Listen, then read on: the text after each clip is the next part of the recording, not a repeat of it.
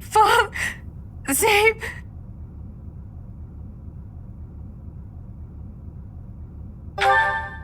A ghost, perhaps? No, that is surely not the case. What is that look upon your face? I am no ghost, if that is what was on your mind. No. Who's there? Professor, what are you doing here? Oh? Perhaps I was talking in my sleep. So you heard me then. Yes, it was a nightmare. I've had them since I was a child. Stupid, pointless dreams I can't control. It's terribly frustrating. Just my childhood. A time before I had realized who I was destined to become. I had a feeling you'd say that. I suppose I could try, but only if you swear not to tell a soul. I appreciate it. I dream of my older brother, paralyzed, helpless. My older sister crying for help that never came. The youngest babbling words beyond meaning. I see my family dying slowly, waiting in the darkest depths for a glimmer of light. I once had 10 siblings, 8 older and 2 younger. Such a large family, and yet I became the heir to the throne. Do you know why? Every last one of them was crippled by disease, or lost their mind, or died. I was the only one left who could inherit the throne. Things kept getting worse. The darkness kept getting darker. In the end, I was the only one who survived. The nightmares are a reminder to never forget, to never allow such terrible things to happen again. Even now, I'm the only one who can carry the weight of the Adrestian Empire. The future of the Empire, of everything, depends on me. I shared more than I intended to. I suppose there's something in the air tonight. I've never told anyone about my past before. Please, forget I said anything. Sleep well, my teacher.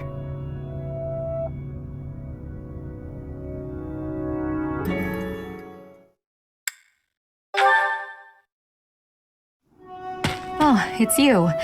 Out late again, I see. What brings you here? I just wanted some fresh air. There's a lovely breeze tonight. I always wander outside when sleep evades me. So I see. Still, it's ill-advised to stay up so late. I should get some sleep too, but... Have you ever felt a sort of longing for the outdoors? I have. There are times I long for the warmth of the sun, for a sweet breeze on my face. Do you remember what I told you the other night? About my past? None of my siblings had a chance to lead the sort of life they deserved. An ordinary life. Well, perhaps if I tell you more, it will come back to you. My siblings and I we were imprisoned underground, beneath the palace. The objective was to endow our bodies with the power of a major crest. I have always possessed the crest of Saros, inherited through the Hresvelg bloodline. But it was only a minor crest, and most of my siblings bore no crest at all. In order to create a peerless emperor to rule Fodlan, they violated our bodies by cutting open our very flesh. Now here I stand, the fruit of that endeavor, Edelgard von Hresvelg. But that came at too high a price. The others were sacrificed. Ours weren't the only lives devastated by that terrible process. Innocents died as well, without even knowing what they were dying for. And there you have it, the truth of the Hresvelg's empire. It is. But when you see my true strength, you will know that I speak the truth. I have kept it hidden all this time, but I will reveal to you the power of my second crest. It is the same as yours, the crest of flames. When it manifested for me, I swore a silent oath. For the sake of my family, and for all the poor souls whose lives were traded for my existence. For their sake, I will build a world where such meaningless sacrifice is never again sanctioned. As Emperor, I will change the world. I swear it.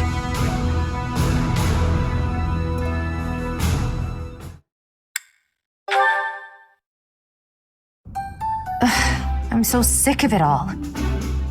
There is so much to be done, yet all I encounter are new problems and pitfalls. Sometimes I wish I could spend just one day doing absolutely nothing and gorging myself on sweets.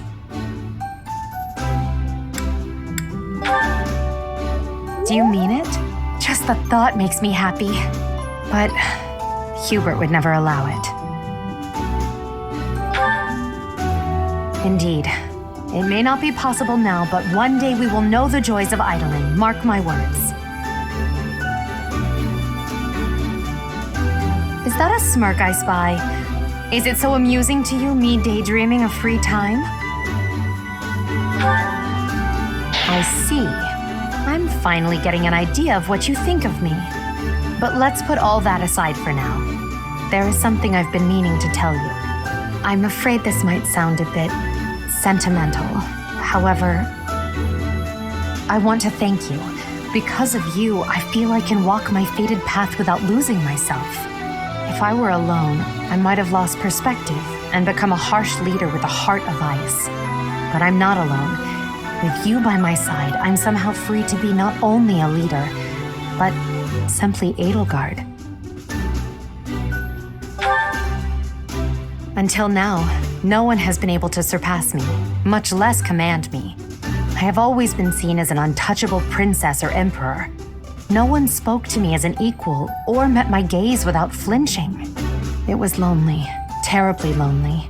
The only person I could rely on as I tried to claw my way out of the darkness was myself. But you have been a brilliant light. Somehow you have chased the darkness away. And for that, I will always be grateful.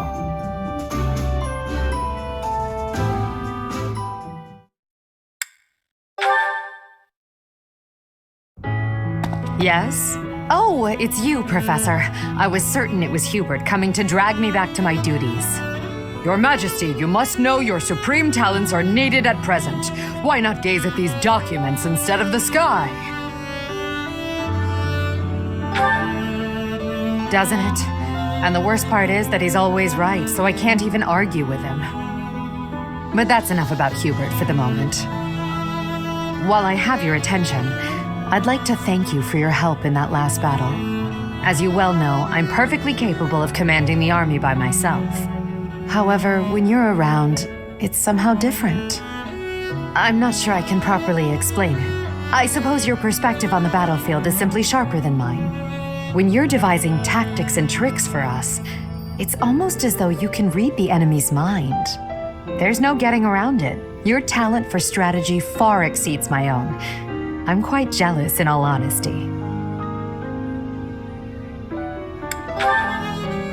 Is that a fact? Well, if you insist. I suppose a flower from another's field is always more beautiful. I'll admit, I think of you as rather detached, so to hear that you have emotions such as jealousy is something of a relief. I can't deny it. Ever since I underwent those procedures, I have certainly distanced myself from the ordinary world. Friends. That word somehow doesn't seem adequate. Besides, we've been friends for a long time, you and I. By now, we're so much more than that, at least in my mind. You know, instead of Edelgard, you can call me just Elle, if you so please. That's what my parents and closest sisters used to call me when I was little. Now there's no one left who calls me Elle. But with you, well, I think I could allow it. In fact, it would mean a great deal to me. Why? Well, you have stood beside me and shared my burdens. As I said, you are much more than a friend. In truth, you are like family to me. I suppose that's why.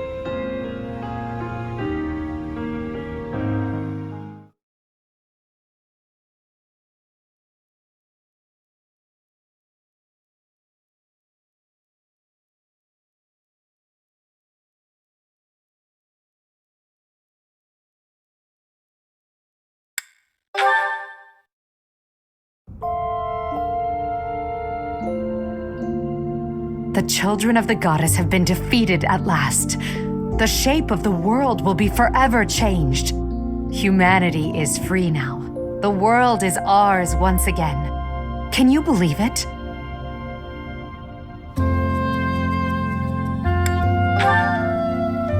True, there is still much to be done. We can't ignore the possibility that our enemies will resurface one day.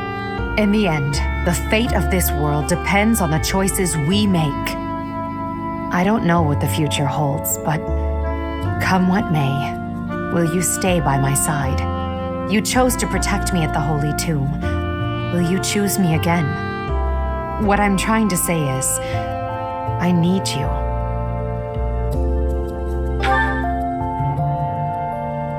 You called me Elle.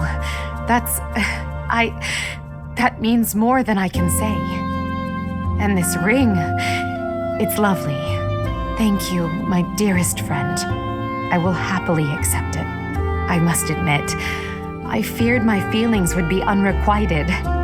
So long as I had you by my side, it never mattered how many enemies I amassed. You were all I needed. All this time, I longed to share my feelings with you, and it seems you wished for the same. Now, our wishes have come true. This feeling, it's overwhelming. I promise the same. Together we can achieve anything. We will crush those who slither in the dark and restore peace and order to Fodlan. I will then find a suitable successor and hand over the reins of the Empire. When all that is done, it will be just the two of us. I look forward to starting our life together in the light of a glorious new dawn. Yes, that is all we can do for now. We must remain focused on our goals.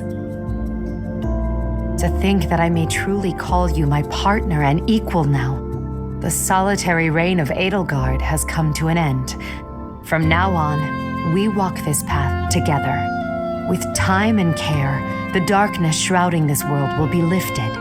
You and I will become the light that shines over Fodlan, just as you have shined upon my life.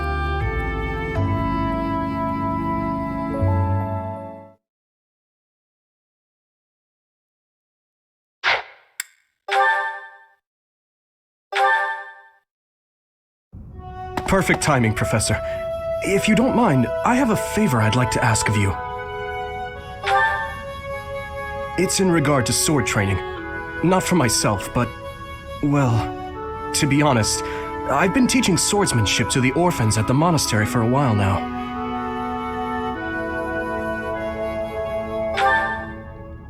I must agree. Frankly, I'm not great with children. Some of them saw me sparring with the knights one day. They started pestering me to teach them. They were so earnest, I couldn't help but oblige. There's much I wish to show them, but due to my own studies and training, I'm afraid my time is rather limited. Which brings me to my favor. Your swordsmanship is unmatched. I hate to ask this of you, but would you consider lending me a hand? Thank you, truly.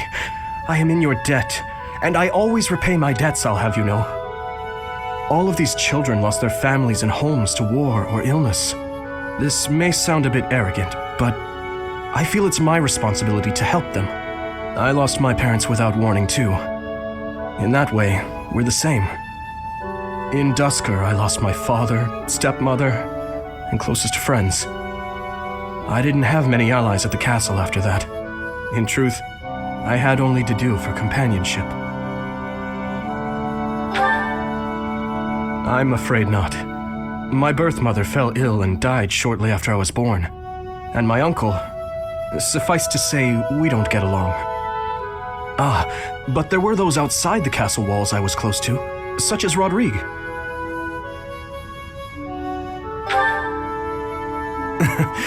Pardon my rudeness. I meant Lord Rodrigue. He is my father's old companion and the father of Felix. On the occasions he would visit the capital, he'd take me out hunting or on long horse rides. While Dedu is like a brother to me, Rodrigue is more like a second father. It might sound ridiculous, but he's the kind of man I hope to become one day. Someone who helps others. Someone who can reach out and save a lost soul. Oh, please accept my apologies for boring you with my life story. In any case, don't forget your promise, Professor. I'm counting on you.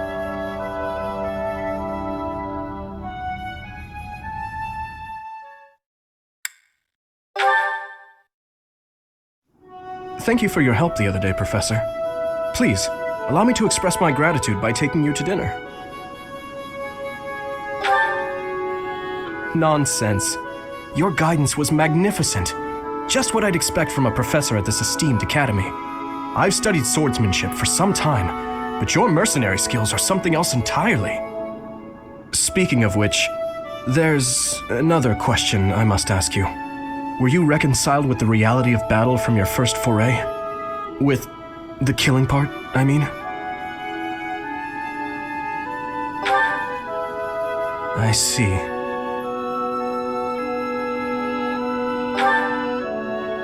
No. I do not carry that burden well.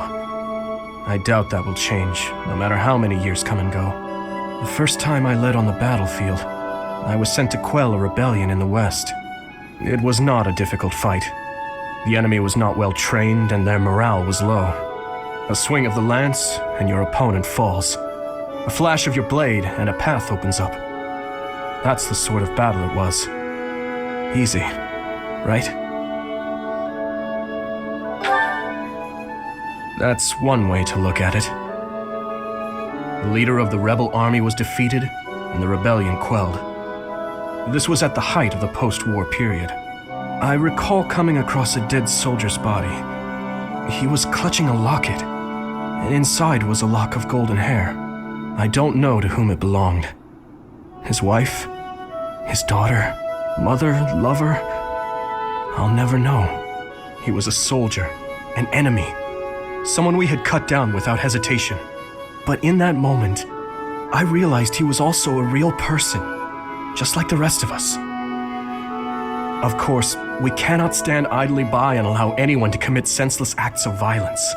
Yet, in dispensing what we call justice, we take the lives of cherished family members, beloved friends.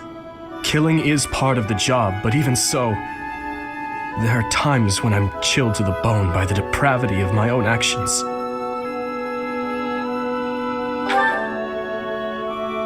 Is it? Perhaps you're right. I pray that you are. Professor, may I speak freely? When we first met, I thought of you as someone who felt no strong feelings about killing your enemies. I could never trust someone who kills without batting an eye. My heart won't allow it. But after speaking with you and getting to know you better, I can see you're not like that. Now I know, with all my heart, that I can trust you. Thank you for that.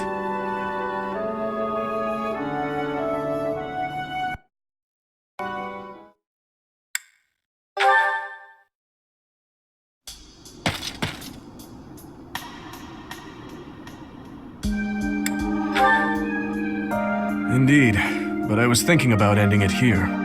Perhaps it is the gloomy weather, but I am feeling the sting of wounds that should have healed long ago. The injury I got when that girl stabbed me after the battle at Gronder. Her eyes were filled with revenge, just as mine once were. I don't know, but I have a guess.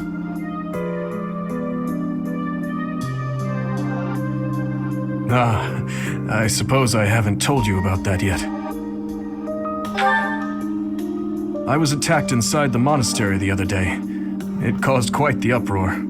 The ones who attacked me were some of the youths we taught swordsmanship to once upon a time.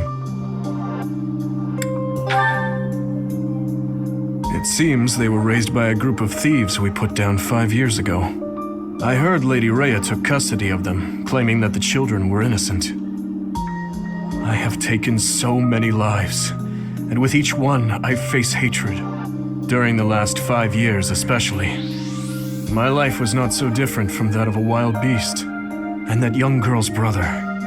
At some point I must have... That is why I thought it only natural that someone would retaliate someday. Because I hated. Because I stole and... because I killed. But with those children, it's different. We drew our blades with the best of intentions, only to hurt them in the end. I suppose this is yet another thing we will just have to live with. Yes. As one who chose to fight, it is my responsibility to confront this anguish and the true nature of war, until the day my life comes to an end. Perhaps.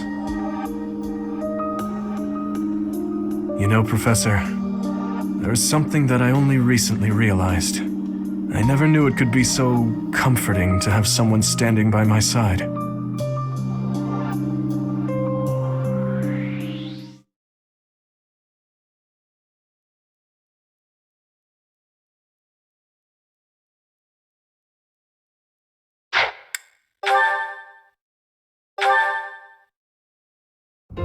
Hey, Teach. I see you're as stony-faced as usual. I can't tell if you're feeling resigned or if you're just lost in thought. Or maybe you simply don't care about anything that's going on. Oh, sorry. I really didn't mean to be rude. I just find you fascinating. Actually, there's something I'd like to talk to you about. Can you spare some time? That's just the sort of attitude I'd expect from a new teacher. Speaking of, before you came here, you were a mercenary, right? Always getting your hands dirty on the battlefield and whatnot? It's a bit unusual that you suddenly decided to become a teacher one day. In any case, I've been meaning to ask, did your father teach you how to fight? I figured. Your father used to lead the knights, didn't he? And I hear he was a legendary mercenary as well. It must have been hard on your mother when you followed in your father's footsteps and became a mercenary too. I see. I suppose you grew up moving from battlefield to battlefield with your father then. You know, for someone who's right around the same age as me, you certainly have an unusual amount of composure. I guess it's only natural that you'd be different from young nobles who grew up in the lap of luxury. Well, even so, I am heir to House Regan, the leading family of the Alliance. But I didn't exactly grow up in luxury like most people of noble blood. Hey, maybe that's why you and I get along so well. Folks like us should stick together. As house leader, I'll do all I can to help you out. We can start by making time for more little chats like this.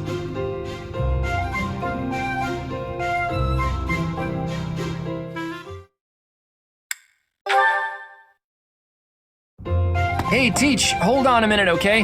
I'm gonna have this cleared up in no time. I came across a fascinating book about poisons, and so I wanted to try mixing one up myself. And done. What do you think of that, Teach? A colorless, odorless poison. Say, care to test it out for me? In 2 days' time, you'll have a terrible case of, let's call it stomach trouble. It's a peaceful poison, so you'll live, but you'll certainly be inconvenienced. I hear your silent question, Teach. Why the delay? That's so it can be used even if you don't have access to the target when you need the poison to take effect. Naturally, I have no immediate plans for this stuff. I suppose I just felt like broadening the old horizons a bit. When devising schemes, it's best to have as many options at your disposal as possible. Expanding those options is kind of a hobby for me. Well, I grew up in an environment where it was necessary to think that way. It's like I told you before, I wasn't born into a life of luxury. Ever since I was a child, I've always been seen as different from those around me. An outsider of sorts. I've been resented and hated. There have even been attempts on my life. I don't believe I've earned such treatment, but that's how it goes for people like me. Thanks, Teach. You know, in many ways, I'm just a normal person like everyone else. But in the right environment, anyone could be seen as an outsider. It can become overwhelming. And that's why I kept running, kept fighting. As a kid, I spent a lot of time licking my wounds and coming up with schemes, trying to keep my nose out of trouble while plotting against my enemies. My parents always told me I wouldn't grow stronger if I didn't learn to fight my own battles. And so in the end, I did. And I grew up to be as independent, as self-reliant as my parents always wished for me to be. Lucky me, right? If anyone knows what I'm talking about, it must be you, eh, Teach? I get the feeling you know what it's like to be an outsider. The moment I first laid eyes on you, I knew you weren't like everyone else. People don't care for folks like that. You do well to watch your back.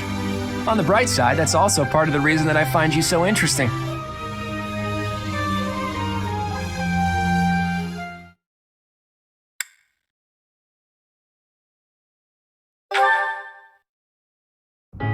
Hey, Teach, do you believe in gods? I don't necessarily mean the goddess of the Seros religion, just gods in general.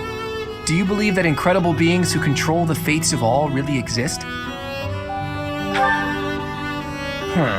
That's not the answer I was expecting. Though, honestly, I've recently become a bit of a believer myself. I've always hated the idea of praying to a god. After all, you can only really rely on yourself. I still believe that. You can't win a war by leaving your fate in the hands of a god. Only tangible facts can really decide a war. Which side has the most troops, the best tactics, the better organization and planning. Of course, miracles can happen. And by that, I mean things that are completely outside of your control. Things that only seem to add up if you believe in the concept of fate. Things like, well, like meeting you, for example. You just seem sort of impossible. I think everyone would agree with that. You can wield the sword of the creator, you're a tactical genius, and you have this strange ability to earn the trust of anyone you cross paths with. Before I met you, I never imagined that it was possible for someone like you to exist. And yet, now that I know you, your presence in my life has quickly become invaluable. In fact, it's hard to imagine making my dreams come true without your help. Because of that, I can't believe for a second that our meeting was just a coincidence.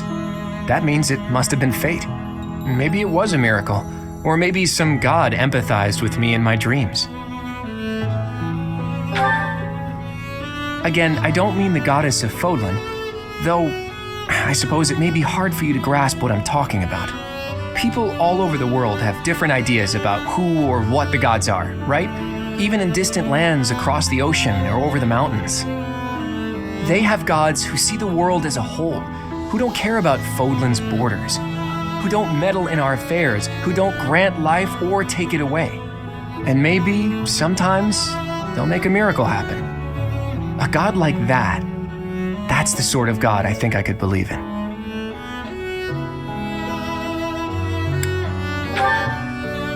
Careful, Teach. You'll anger the followers of Seros if you say things like that. I'm just speaking my mind, that's all. I think people should be free to believe in whatever gods they want.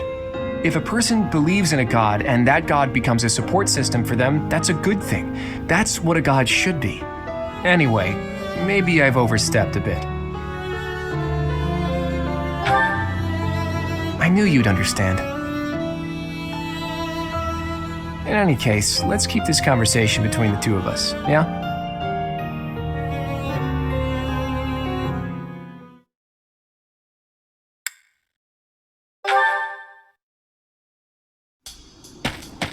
Oh, hey there. What are you doing up at this hour? My brain's just busy. Thoughts keep going around and around in there, and meanwhile my eyes are wide open. At times like this, I like to gaze up at the stars to clear my head. I've been that way since I was a kid. Looking up at the big starry sky makes my dreams feel small, which makes it feel like I can actually make them come true. I didn't believe in gods when I was a kid. Maybe that's because the night sky took their place for me. Hey, Teach, will you talk with me a while? I bet you figured this out, but I wasn't born in Fodlan. Where I come from, the people of Fodlan are looked down on as cowards. Technically, that cowardice runs in my veins. On my mother's side, anyway. That's why the people who were around me when I was growing up thought of me as an outsider. But I don't believe the people of Fodlan are cowards. That kind of perspective is just based on ignorance. The person from Fodlan who I know best is my mother. She fell in love with a man from the wrong side of the border and had the guts to leave home to pursue that love. I always threw that in the faces of anyone who tried to make a fool of me. My mother is proof the people of Fodlan aren't all cowards. Just saying that doesn't achieve anything, though. I need to destroy the prejudices that have taken root in my homeland. That's why I came here, to see Fodlan with my own eyes. I thought I might be able to find a new perspective that could help me change things. And what did I find? That the people here view anyone who's an outsider as a beast of sorts. I was shocked. Even though our cultures and beliefs are completely different, our two lands have that much in common. That's when I realized the only way to change things is to bring the whole world together and start anew. That's the dream I've been working toward since I first entered the Officers Academy 5 years ago. To unify the Alliance, and then all of Fodlan, and to bring a new set of values to this new land of mine. After that, I'd expand that vision to the rest of the world, break down the walls, and let a new perspective come rushing in. Start all over. Do you think that's just a crazy pipe dream or a brilliant ambition?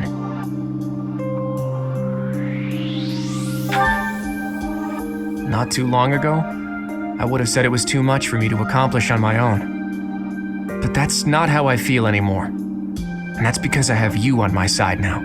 Lately, I've spent a lot of time thinking about how I wouldn't have made it this far without you. You and me, Teach. We can go anywhere. Do anything. I hope that you always walk in step with me. At least, until the day comes when we can look out at the peaceful world we've built. Together.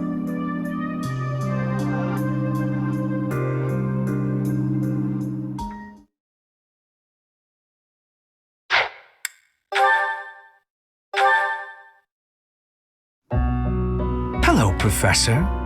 You seem to be in good health.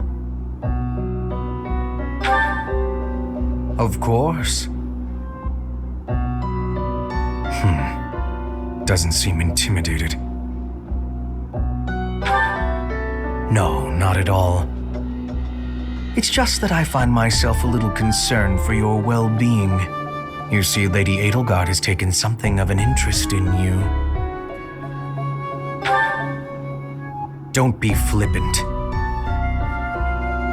There is something you need to understand about the role I play here. One of my many duties is to determine potential advantages and potential threats to Her Highness. If you prove yourself useful to Lady Edelgard, then all will be well. If you pose a threat, I shall have to dispose of you. Yes, this is no joke. While I may be a student here, I am her servant first and foremost. Therefore, if an untimely demise is not to your liking, you would do well to demonstrate your utility with all haste. I should warn you that I am far less compromising than Lady Edelgard. Do not be at ease merely because you stand in her good graces for the time being.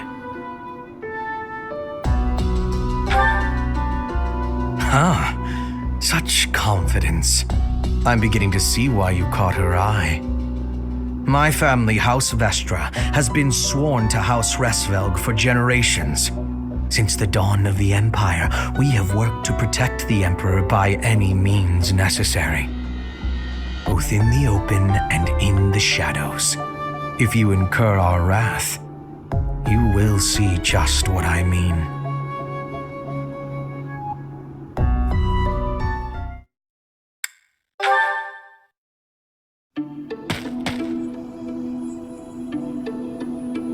It seems I am discovered. I suppose that means assassination is out of the question. At least for now. Unusually watchful, difficult to steal upon in slumber, perhaps an odorless, tasteless poison. Lady Edelgard certainly took interest in a difficult one this time. I suppose that question does warrant a response, considering it may mean your life. The answer requires me to explain some of the complex internal politics of the Empire. Are you familiar with Volkard von Arundel? He is Lady Edelgard's uncle. You may also know him as Lord Arundel, the Empire's regent. Many years ago, he took Her Majesty and fled to the kingdom of Fargus. Then after a time, he returned to seize power. Joining forces with Prime Minister Eyre and my father, Lord Arundel rendered Emperor Ionius IX politically impotent. Lady Edelgard is Ionius IX's daughter. I cannot begin to fathom the depth of her sadness at his betrayal. I see something of Lord Arundel in you. When I look at you, I feel I can almost see a second self lurking beneath the surface. It is as if you are in constant dialogue with something inside your heart. Something with desires very different from your own. Does that description feel familiar to you at all? Because to me, you seem unpredictable. As though you could turn traitor at any moment. The more I learn about you, the less I like. I had thought you might be of use to Lady Edelgard, but now I am beginning to think you may, through no fault of your own, present too great a risk. I hope you will prove me wrong, Professor. I would hate for this to come to bloodshed.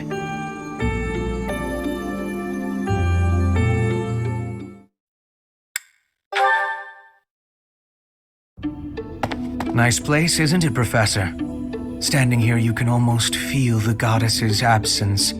Discounting what dwells within you, of course. Do you think some punishment would rain down from the sky if this monastery were to be destroyed? Of course not.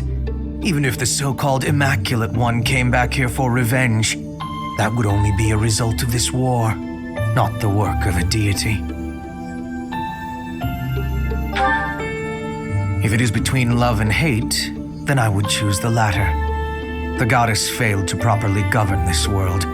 That is why it is necessary for Lady Edelgard to become the supreme leader of Fodlan. Those with power must use it wisely. Is that not a teaching of the Church of Seros? It's absurd to preach to others what you cannot practice yourself. Yes. It is our humanity that pushes us to step up and take the lead should the need arise. That is not the case for inhuman creatures with lifespans well beyond our own. We must fight to preserve what makes us human.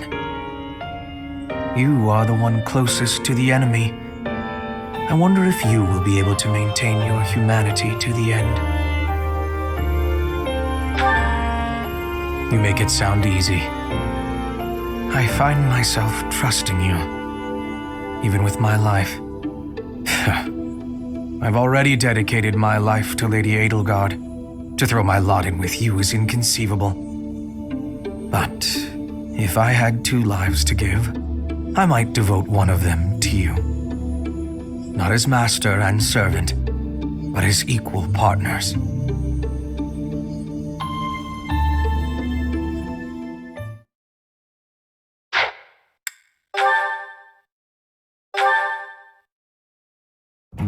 Hello, Professor. May I speak with you? You seem to hold Edelgard in high esteem. That is my impression, at least. Well now, that is not what I expected you to say. You clearly have high standards. And what is your opinion of me? I am at least her equal, am I not? Be honest, do not hold back. Pretend that I am just a regular person, not the scion of a noble house. You think she is better than me? was just being modest before. Honestly, I have always prided myself on being superior to Edelgard. But evidently, that is not your perspective. I suppose there is only one thing to do. I must demonstrate my excellence.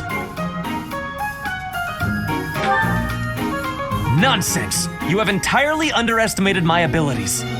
You think I could ignore such a slight upon my honor? Not likely. Come, Professor.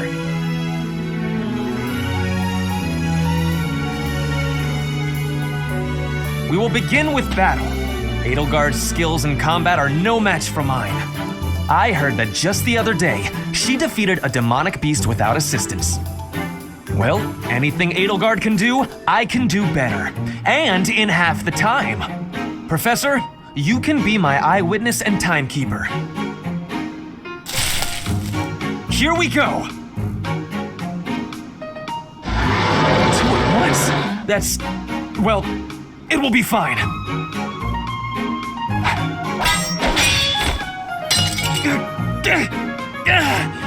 I can't do it.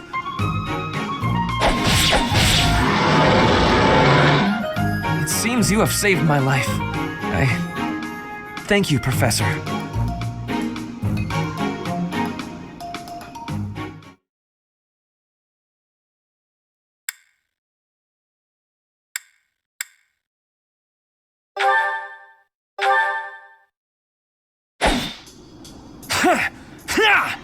Take that!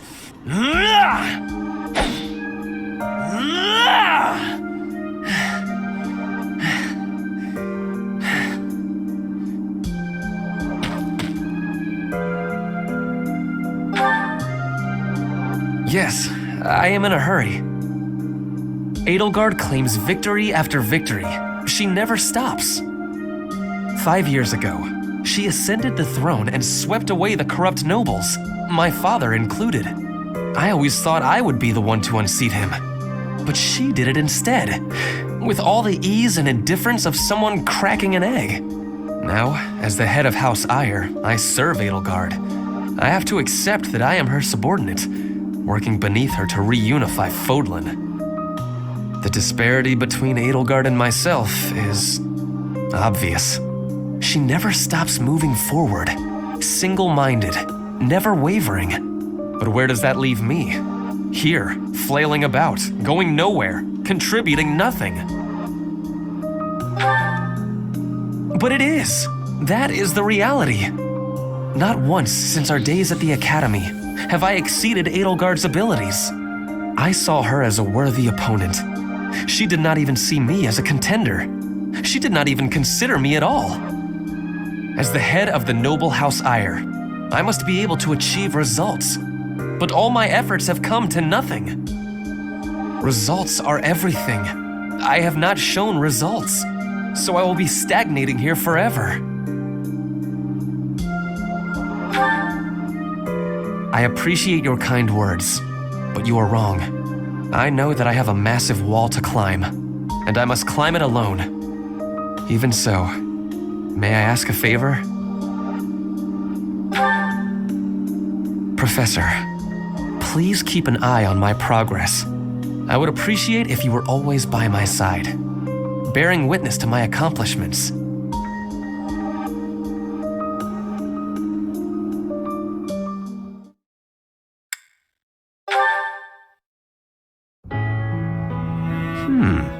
What an interesting way of looking at life. Ah, it is you. Just at the right time. Oh, is it nighttime already? I must have gotten carried away. There is something I wanted to discuss. Something about you. I am starting to believe that you are a true hero. You hold the lost crest, you wield the sword of the Creator, and you lead everyone in battle against great enemies. Not only that, but you are a strategist. You stand alongside rulers, supporting them, advising them. You do not seem particularly ambitious, and yet you accomplish so much. I am not exaggerating. Everything I said is true. I have been reading about the history of Fargus, you know. The kingdom's founder, Lugh, the king of lions, had 2 advisors. One of them was Pan, the undesiring strategist. According to historical records, Pan wanted nothing for himself. He devoted himself entirely to Lugh. He had tremendous power, but he never seemed concerned about his legacy. So in the old chronicles, there is hardly any mention of Pan's deeds. All that we know is that he helped Lugh, his friend and leader.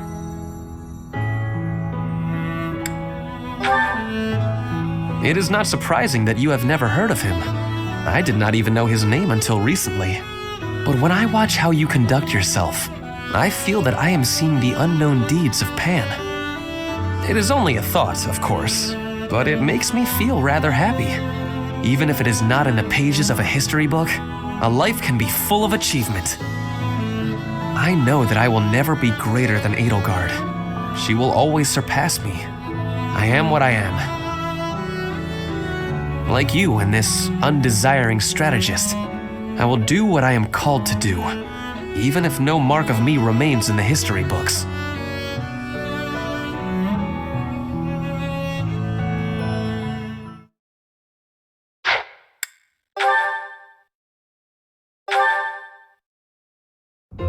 Well, hello, Professor. You came all the way to my room to... Oh. You've brought the materials from your lecture I slept through. I appreciate it. Thank you. It's rare for a nice professor like you to be so strict. Please, Professor, you must understand how difficult it is for me to fight the demon of drowsiness. Just talking about it makes me sleepy.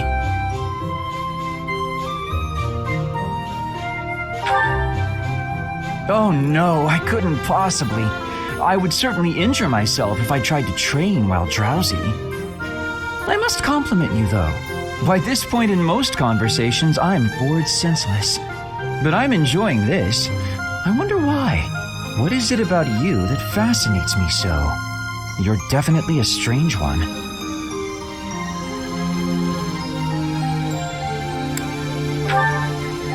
In truth, your very nature is odd. You're definitely not a commoner, but you don't seem like a noble either. You're something else. Or you could be a villain who came here to enact some evil plot. That wouldn't surprise me either.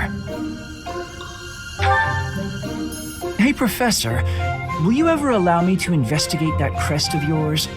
It won't hurt a bit, I swear. I'm sure I could find out all sorts of things about your crest. And you. Of course, I'm not as experienced with such research as Professor Hanneman, but I do what I can. Someday, I think I might like to become a crest scholar. You never know. Oh, don't trouble yourself. I didn't mean now. I've got a lot of other research I'm working on at the moment. I tend to start a project, get bored, and then leave it be. I might be ready to investigate your crest soon. I'd have to tidy up a bit first. On that note, good night, Professor.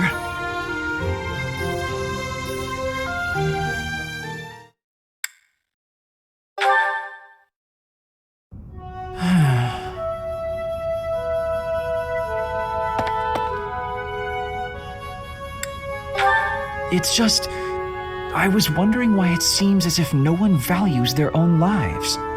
Why do we fight until we die? Why do we kill without hesitation? I hate it. I don't like taking lives, or even the sight of blood. In the last battle, some of the soldiers under my command died for foolish reasons. Those soldiers could have pulled back. Instead, they kept fighting and were overrun. Am I supposed to be satisfied with the victory alone, even at the cost of such life?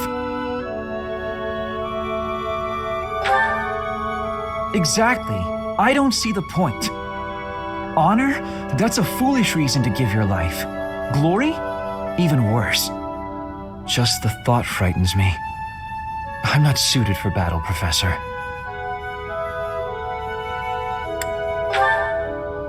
I suppose that's the nature of the world, isn't it? Professor, You take the time to lead me and teach me like this every day. Could the reason be that you don't want me to die on the battlefield? That's a bold statement, Professor. But for whatever reason, I want to believe you. You really are a strange person, you know. Professor, I wish to ask something of you. I don't want to kill. I don't want blood on my hands. I just want to lie on my back and soak up the sun filtering down through the trees. And I want you to help me make that a reality.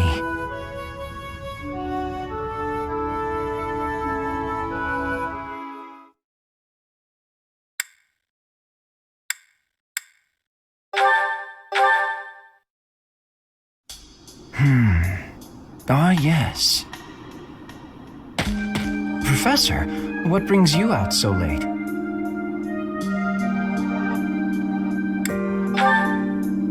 I've been worrying about something. I once asked you to help me make this the sort of world where I can simply nap my days away. Then I thought, if the world becomes a peaceful place, all my crest research might be for naught.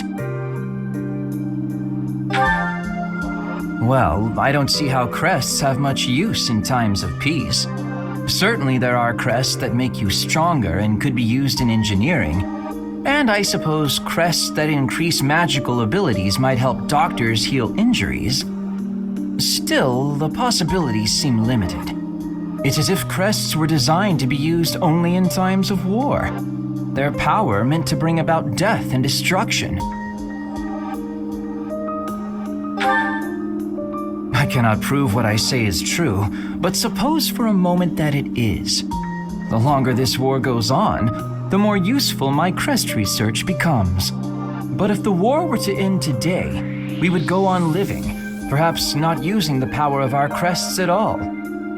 It is truly my dream to be a crest scholar, but I also dream of all the wonderful naps peace would bring. Saying it all out loud, it feels a rather stupid thing to worry over. Knowledge or peace, sleep or war.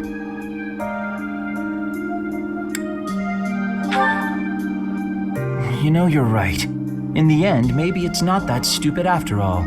It certainly isn't to me. Although if I stop researching crests, I'll have one less excuse to spend time with you. Professor, don't make faces like that.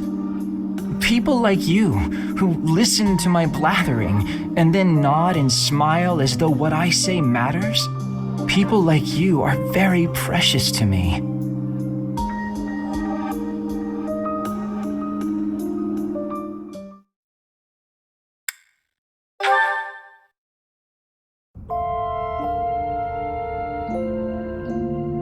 Professor, I've been waiting for you.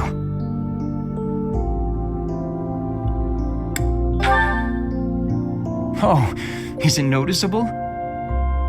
I imagine we've spent so much time together that you understand everything about me by now. The truth is, I want to ask you a once-in-a-lifetime question.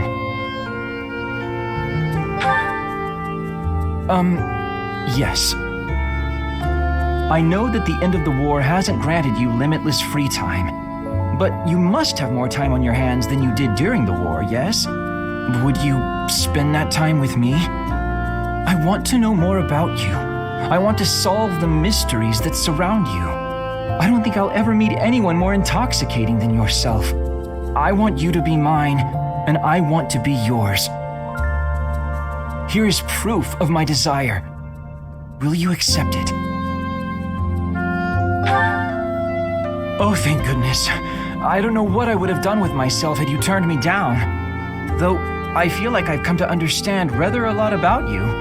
So I didn't honestly think you'd reject me. Oh, just wait. I will understand you even more. Our future together has only just begun. Before I become bored of this business, I wish to learn all there is about your crest and your strength. And perhaps we'll even come up with ways I could help you guide Fodlan. I as a crest scholar and you as a leader of Fodlan. We will take our first steps together into this new world, the two of us working as one. Once things settle down, we can retire to the countryside. A place where the air is fresh, the lakes are full of fish, the sun is warm, and where we may nap deeply.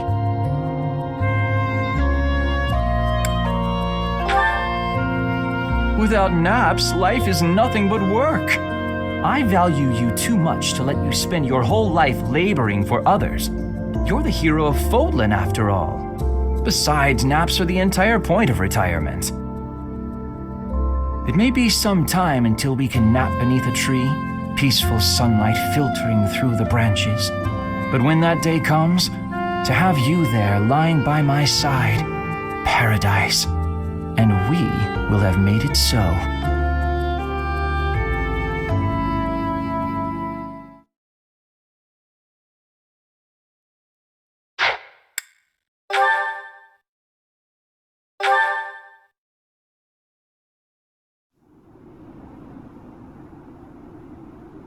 Hey, Professor, what's going on?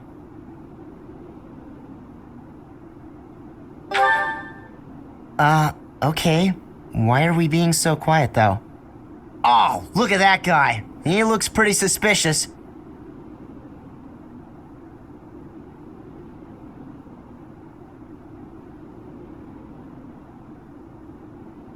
What do you think he's up to? Never mind that. Let's get him. Why not? We can figure out what he's up to after we capture him. My instincts tell me that he's up to no good, and my instincts are never wrong. Come on, let's get him before he has a chance to strike. Huh? Huh!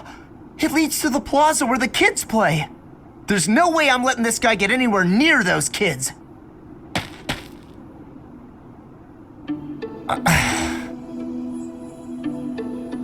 Caspar, why did you disobey your professor? Well, I am not seeking excuses from you. I asked because I want you to consider your actions and apologize for them. It just so happens that you were correct in your assumption that this man was a villain. If that were not so, he would not have chosen to take his own life upon seeing you advancing toward him. great. So I was... But because of your actions, that is all we know. There is no way for us to know who he was, what he was planning to do, or if he has allies lurking about. The only lead we have is a scorpion tattooed on his arm.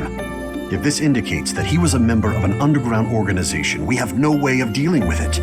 Are you prepared to be held responsible if his group commits a serious crime? Oh, I couldn't possibly. What are you talking about, Professor? We didn't do anything wrong. Those kids might have been in danger if we didn't act. I couldn't just stand by and let that happen.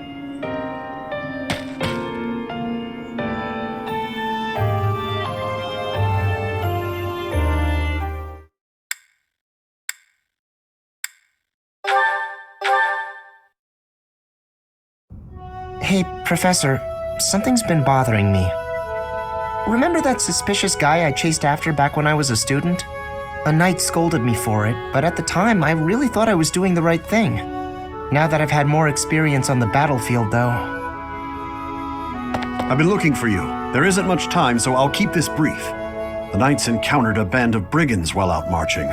It was hard fought, but we prevailed. Our soldiers are highly trained, but the enemy was formidable, and we weren't expecting combat. There were a number of casualties among our troops.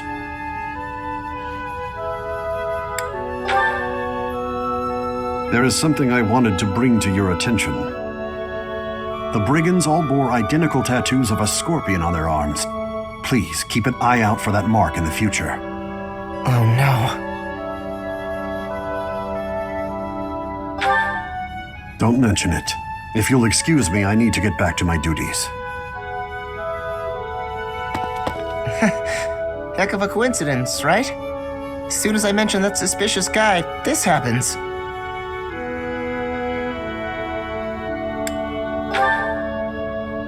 But some of the knights died in combat. They died because of what I did 5 years ago. This is my fault. If I'd stayed quiet and tracked the guy down like you said, we would have stopped those brigands sooner, and I wouldn't have blood on my hands. But he probably wouldn't have. Now those knights, they're not coming back. We both know it. This is all my fault.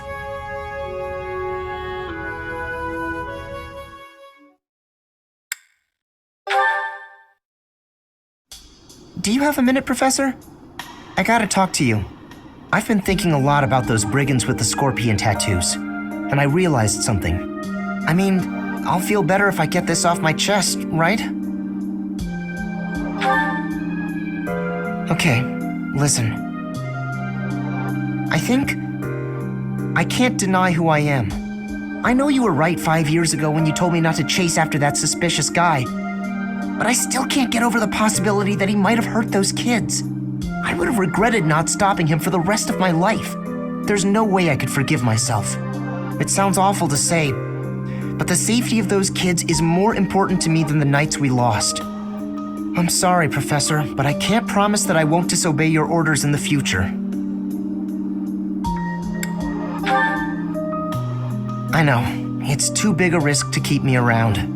I won't cause a fuss. I'll just pack my bags and... Wait, what? I guess so. You're really okay with me sticking around, even if I might not always follow orders? People could get hurt if you let me keep doing things my way. Just like that? I almost can't believe it. I really struggled to come to this decision, you know? I want to stand by your side, but I won't stop standing up for what I believe in.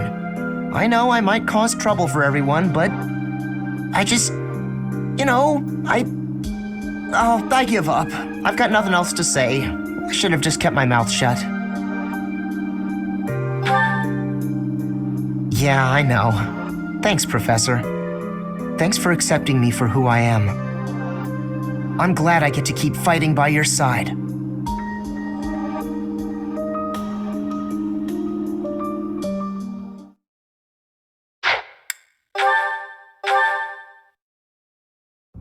Thank you, Lady Bernadetta. I will take my leave. Oh, good. Bye! Goodbye!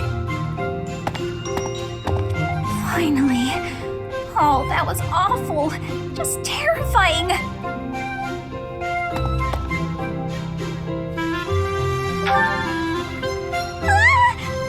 Please don't sneak up on me like that! It was nothing big.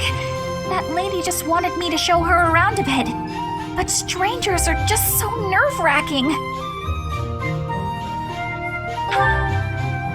Oh, yeah? How about when I first met you and I wouldn't come out of the corner, or even uncover my face? Actually, now that you mention it, it's funny. Once I started talking to you, I stopped feeling scared. I wonder why. You know, Professor, you might be the first person I've been able to speak to normally since I got here. And I have no idea why. I'm happy about it too. When we first started out here, we had to do drills outside. I skipped those every chance I got. It's a terrible idea going out in the forest with all these people you don't even know. Thanks to you, though, I can actually make it through class now. I'm grateful for that. I don't know what I'd do if you weren't here. Sorry. I'm okay. I am okay. I'm doing just fine. I feel safe here, thanks to you. What? You saw that? Why would you see that? You were watching me? That crosses the line, Professor. Singing? Me? Why would I be singing? I'd never be singing. I've never been so humiliated. Useless, worthless, unmarriageable.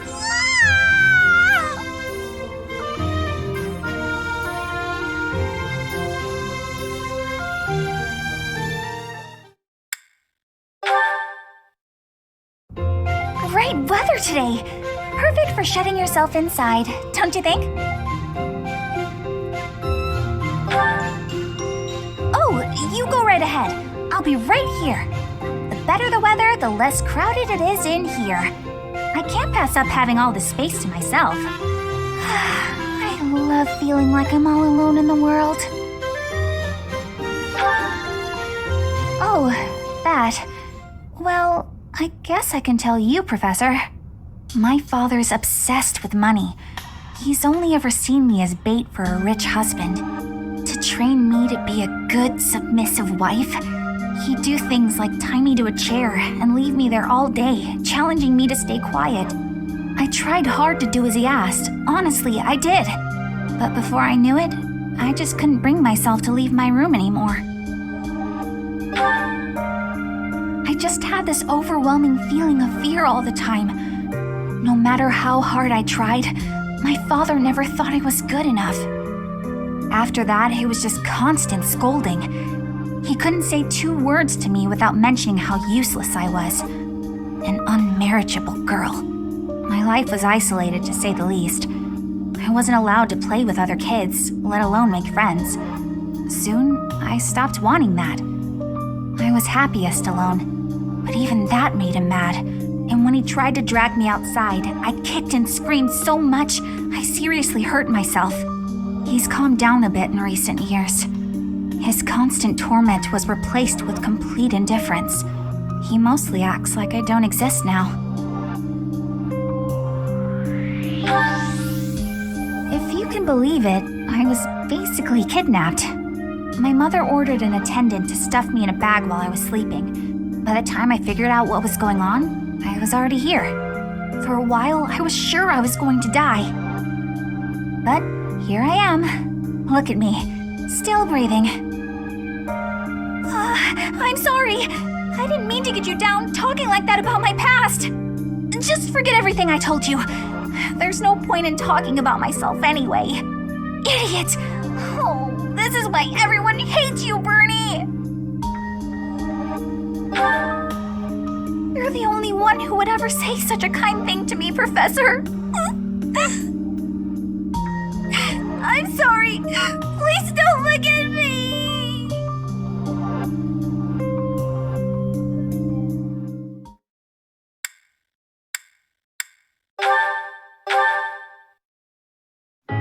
I can't believe how long it's been since I left home. Since I was dragged out of the house, I mean. 5 whole years. It's weird to think about. At first, I remember I was desperate to go back, but now it's the opposite. I have friends here, and I have you. The monastery's become a second home to me. Back then, I never would have dreamed a day like this would come. It's all thanks to you. You've given me a second chance at life. If not for you, I never would have gotten used to leaving my room, let alone the monastery. Maybe the battlefields just dulled my senses. I'm much better with strangers and new places now, though. I don't panic nearly as much as before. A new place? All on my own? That sounds like a tough assignment. Where did this come from all of a sudden? Hey, hold on. You're teasing me, aren't you? Please don't joke around like that anymore. It's torture for me. You're still not taking me seriously. I mean it. Promise me you won't do that again. Friends respect each other's feelings, don't they? Good. I'll hold you to that. You're absolutely not allowed to send me out anywhere on my own. Got it? You would need to come with me. If you're with me, I can go anywhere in the world.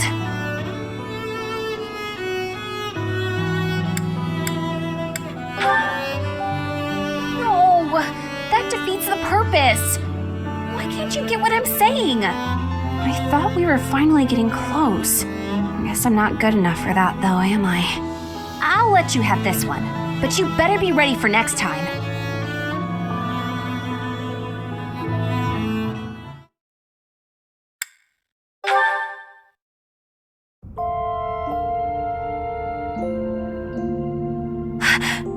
how did you know I was here? You know me too well. That's exactly what I was about to do. Once I got to thinking about the war being over, a lot of my old fears started to return. I'm afraid to go home. Afraid to see my parents. I don't know what to do. Please help me. Wait, where are we going? Don't make me go! The Goddess Tower? What are we doing here? This is it. We're all alone. The perfect time. You're going to kill me, aren't you? All right, I've made my peace, and for what it's worth, I'm glad it's... Wait, you wouldn't? Of course you wouldn't. I'm not even worth killing, am I? I knew it all along. I'll go lock myself away now.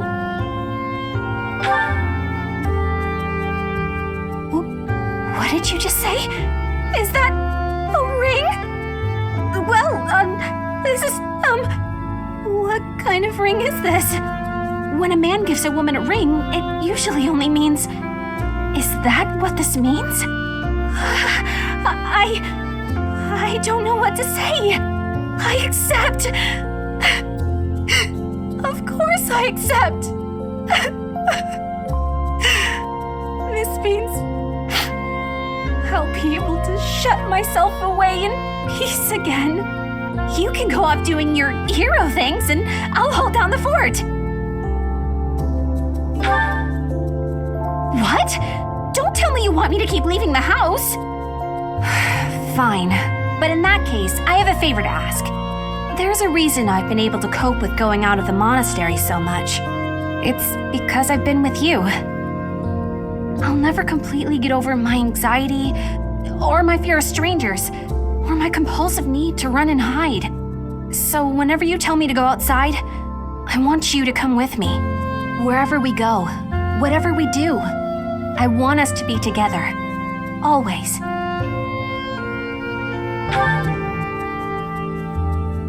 Because when I'm with you, I feel... Wait, did you agree? You mean it? You're the greatest! I love you so much! We're going to be so happy together!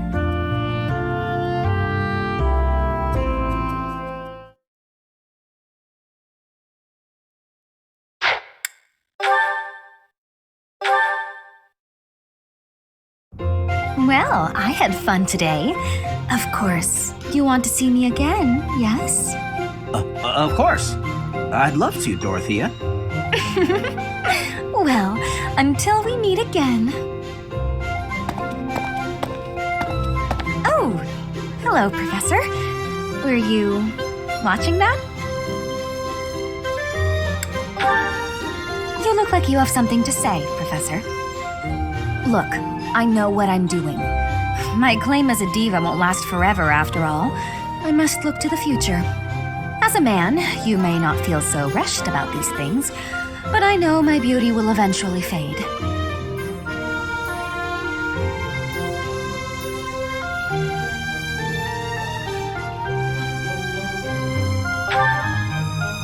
You? Really? I never would have guessed. Anyway, I'm not just playing games with these boys. This is for my future. You have no right to object. I very much want to find a good partner here at the Academy. Someone who will take care of me for the rest of my life. Finding someone to take care of me? Of course it is. Who could ask for anything more? Anyway, I value your opinion, Professor, but I won't have you interfering with my life plans. Unless you'd like to take care of me into my old age. That'd be something, eh? How about it, Professor? I wasn't... You aren't being serious, are you? I was just teasing. Or did you really just consider spending your whole life with me? If you did, that actually makes me... It makes me happy. I had no idea you might look at me that way. You've gotten awfully quiet. You might even be blushing a bit. Have I embarrassed you? If so, I'm very, very sorry. I should be going anyway. I'll see you later, Professor.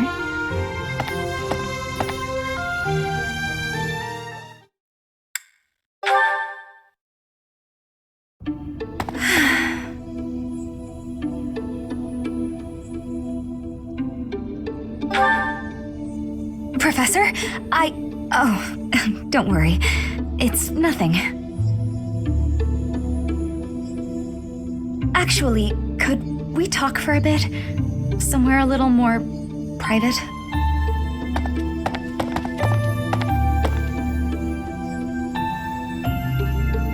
I'm just gonna come right out and say it. I find you a little difficult to be around.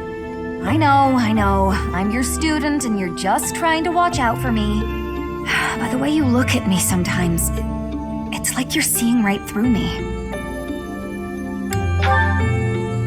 Don't worry. I know you don't mean anything bad by it. I'm just too self-conscious, I guess. The thing is, I don't have anything to call my own. No land, no birthright, no fortune. Little knowledge or battle skill. I think that's why I always clung to my popularity as a diva. Even after leaving the stage behind, I sort of kept up the act.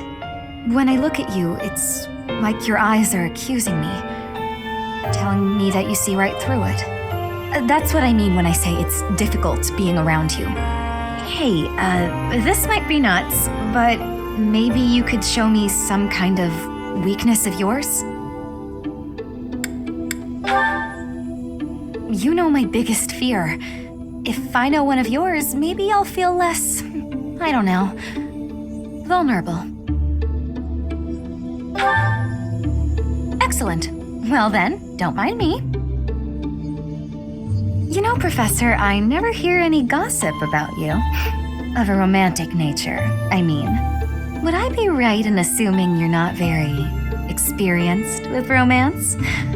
Maybe we should find out somehow.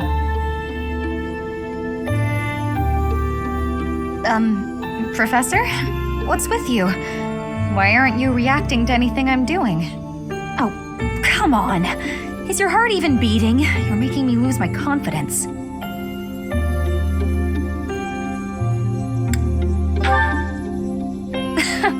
Don't be so silly.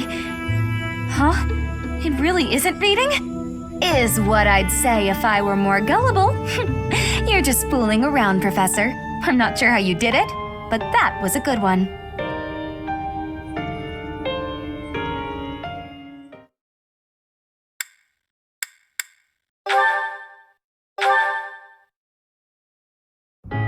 This may seem a bit sudden, but I want to thank you, Professor. That is, for letting me live my life the way I want. I've noticed you've been giving me fewer of those soul-revealing gazes lately. I appreciate you making an effort to not trouble yourself over who I spend my time with. Well, of course. Did you think I wouldn't notice? It's kind of sweet in its own way. Professor, may I tell you a story about when I was younger? I was an orphan, living in the back alleys of Enbar, until one day I was overheard singing. That was when my new life began. I was suddenly a songstress in the Mittelfranc Opera Company. Performers, nobility. I met so many people. But none of them ever really knew me. I was just some young, pretty girl who could sing. A spectacle to be admired. Even though everyone praised my looks and my voice and they showered me with gifts, I knew one day I'd be old. My looks would fade. My voice would change. I wouldn't sound the same. And I started to wonder, when I did get old, what would I have left? I'd be old, alone, and back on the streets of the capital, right where I'd started. You can never be certain about what the future will bring. I never had much to begin with in life, and I worry that one day I'll be that way again. That's why I keep searching for someone who will love me. Someone unaware of the songsters, who who can love a girl that used to be scared and alone on the streets of the capital. I wonder if such a strange person can even exist.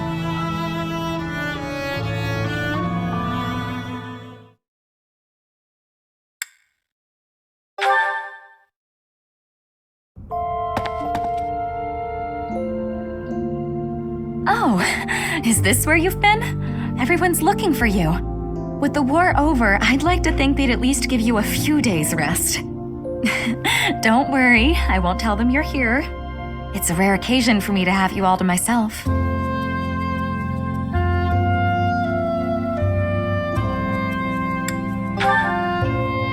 See, there is one person I must confess I'm just a little bit interested in.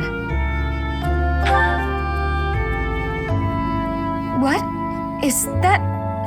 That's a ring. It would be very embarrassing if I had the wrong idea, so I have to ask, are you proposing? Here? Now? To me? I don't know what to say. Are you sure? You want to spend your life with me? Even though I'm not a songstress anymore? And I don't come from a noble family or have any wealth or land to my name? You won the war. You could pick anyone in the world. Why would you? Okay. I mean, yes, I love you madly and I'd be happy to marry you. But if we're going to be married, I had better think up a cute nickname for you. Don't you think? Oh, I wonder what I should call you now. Darling, my beloved. So many options. I starred in so many operas where I captured the heart of my beloved, but I never dreamed that it would feel this wonderful when it actually happened. A life singing for you in a peaceful world. I imagine that life will be more wonderful than I ever could have hoped. I love you. I could never sing anything as pure as those 3 little words.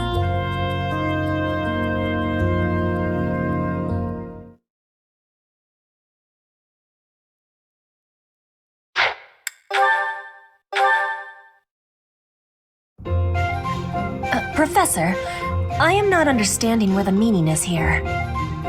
When and how is this expression used? I fell for it.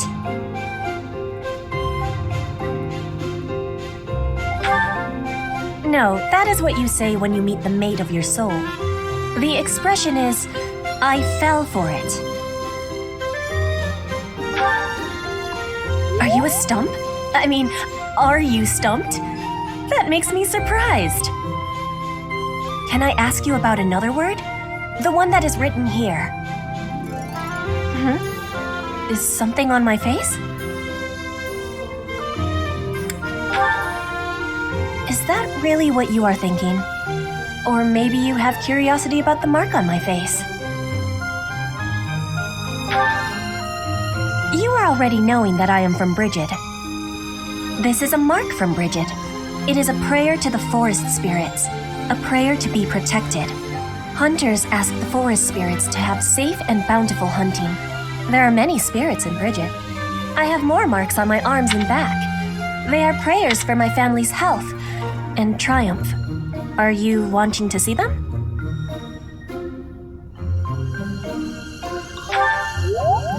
That gives me happiness.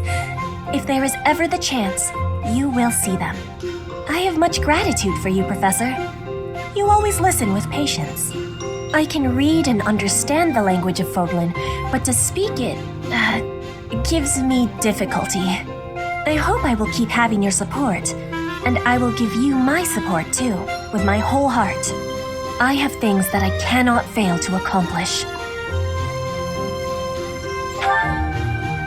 Yes, we will keep walking forward.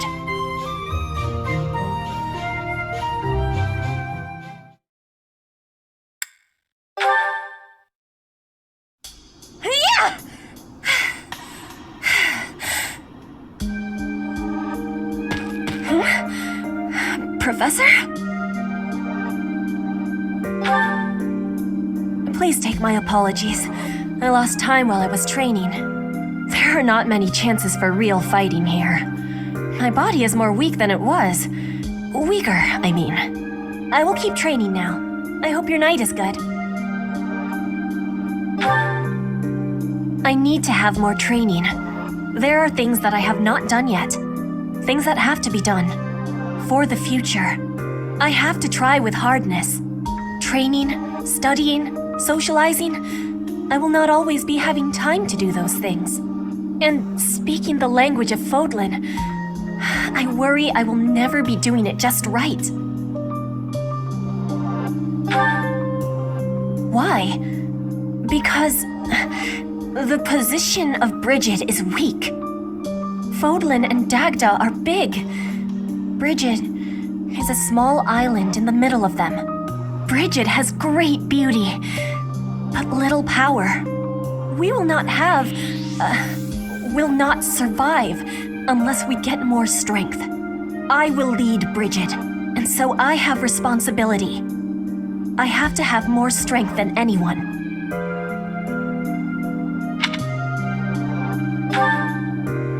Having more strength than anyone might be impossible, but I have to give it my best try. I am an ally of everyone, and I have belonging at the Officers' Academy. That is also why I try with hardness. You can always be counting on me. But you should know that one of these days will be when I return to Bridget. Before that day, do not try stopping me from trying.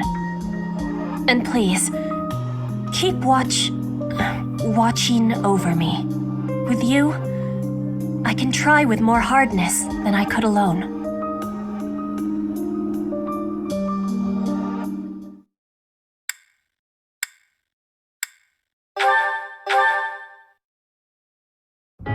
Professor, please do not be concerned. I just did too much overworking and lost my strength. Yes, I have no problems. Accept my apology for giving you worry. I have sorrow. I am sorry to be fainting at a time like this. Even though I was not asking for your care and attention, you gave it willingly.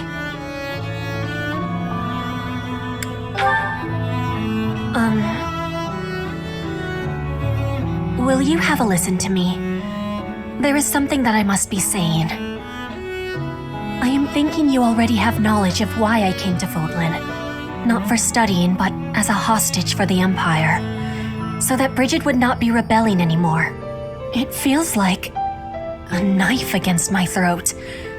That I am making my grandfather obey the Empire. Because I am a hostage, it is not an option to be giving up. I must be fighting and winning and staying alive. I must do anything to be making life better for Bridget. To be making Bridget and the Empire stand as equals. That is what my people are wanting from me, and what my grandfather, the King of Bridget, is wanting.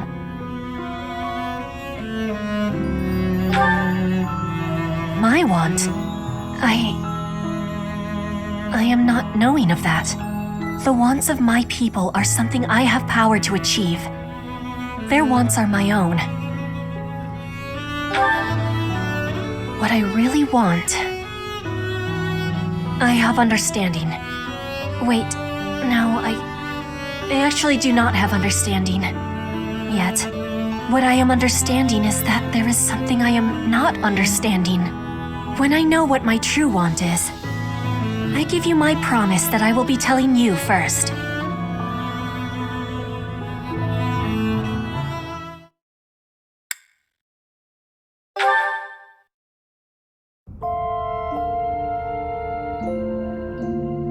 We really had success! We got the victory! The war is finished now. But there are still many, many problems for solving. It is past the time I should be returning to Bridget. Yes, my grandfather. I can't be leaving him now. Our relationship with Fodlan will be changing. I am royalty of Bridget. There are duties that I must be fulfilling. But I can't be sitting on the throne. I will be choosing a new leader, and then I will be returning to Fodlan. This is what my heart is wanting.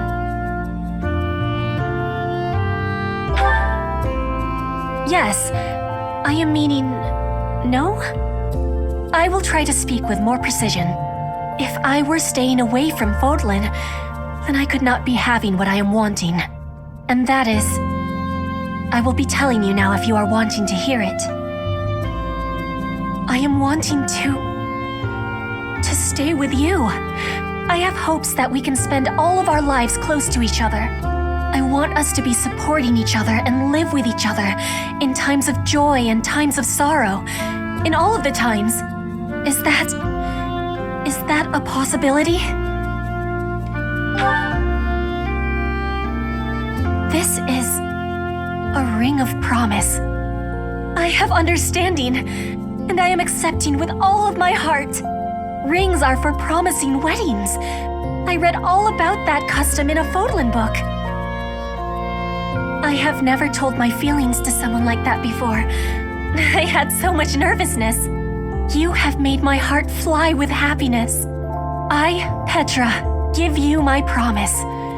Spirits of earth, please be guiding us home for all of our days. Spirits of water, please be filling our cups with kindness and good fortune.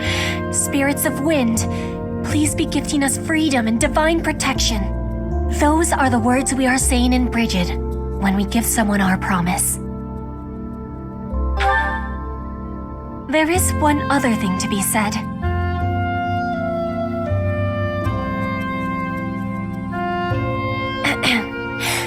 My beloved, you are the most precious thing in the world to me.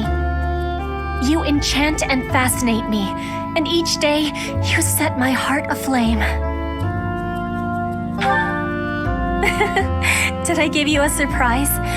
I have been practicing those words with great diligence. I am so happy.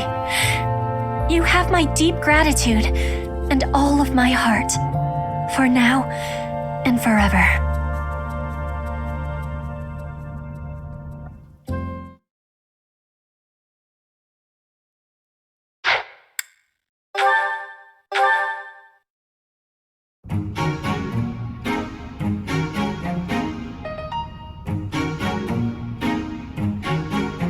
Did you want something?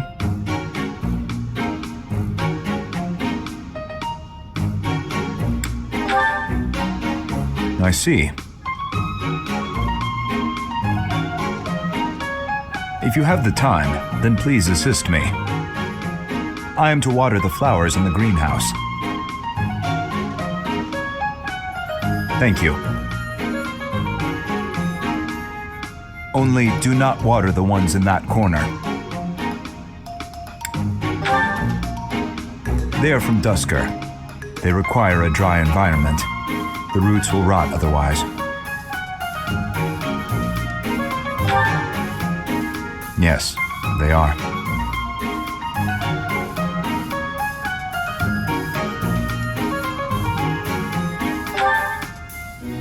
I owe you a debt of gratitude. In both the extracurricular activities here at the Academy and on the battlefield, your presence has been instrumental in the defense of His Highness. You have my sincerest thanks.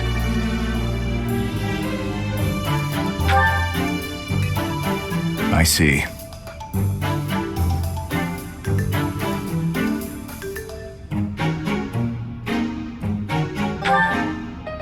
Was there something else you wanted?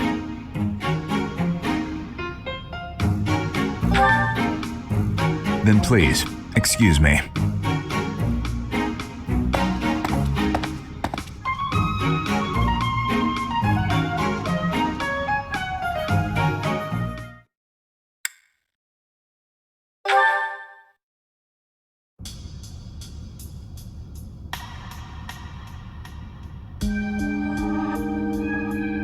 Here you are again.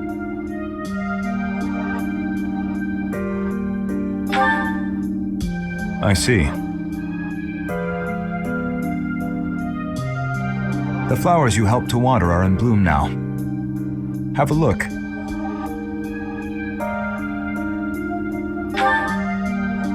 Indeed. My sister was fond of this one in particular. Dead. Duscur is a dead land. Its flowers were all trampled under the boots of soldiers. But seeing this blossom brings back memories. I do not know why I am telling you all of this.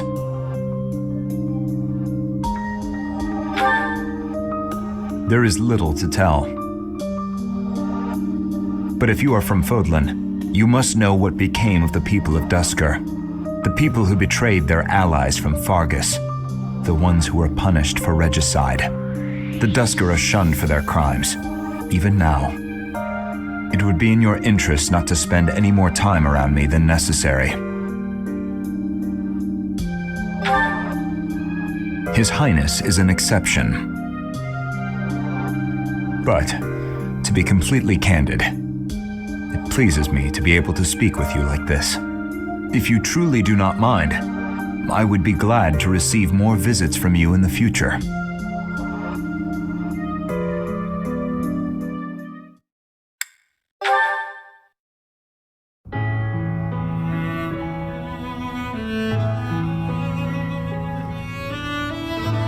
Here for the flowers again?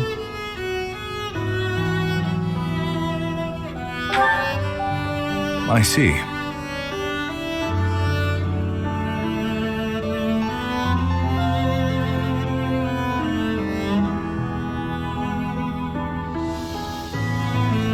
I have two things to say. First, I thank you for supporting His Highness in my absence. But I must also admonish you for taking your own well-being too lightly. On several occasions, I have seen you protect others by putting yourself in harm's way. I am grateful for your efforts, but I feel you should place a higher value on your own life. His Highness relies on you, as do I. Then show that with your actions. We cannot afford to lose an invaluable asset like you. And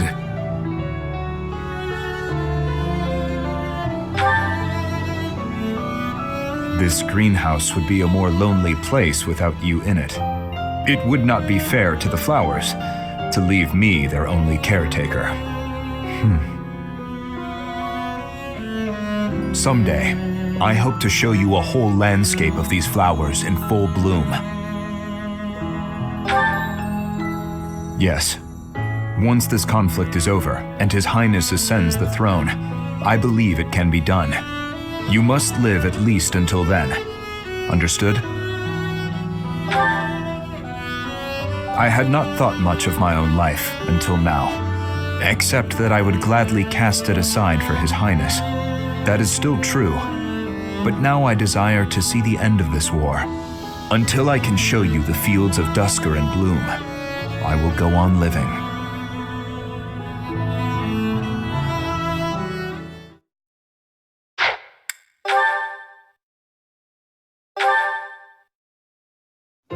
I thought I heard someone. Are you here to train? Care to train with me? Waving the sword around alone is boring, and I'm tired of crossing swords with worthless opponents. But you seem like a worthy adversary.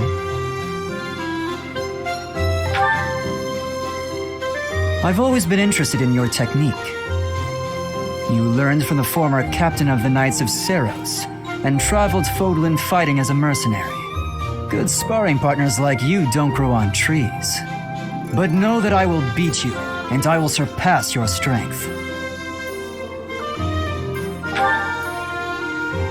Why? I never really thought about that. I learned to thrust a sword before I learned to write my name. Of course, my upbringing wasn't unique.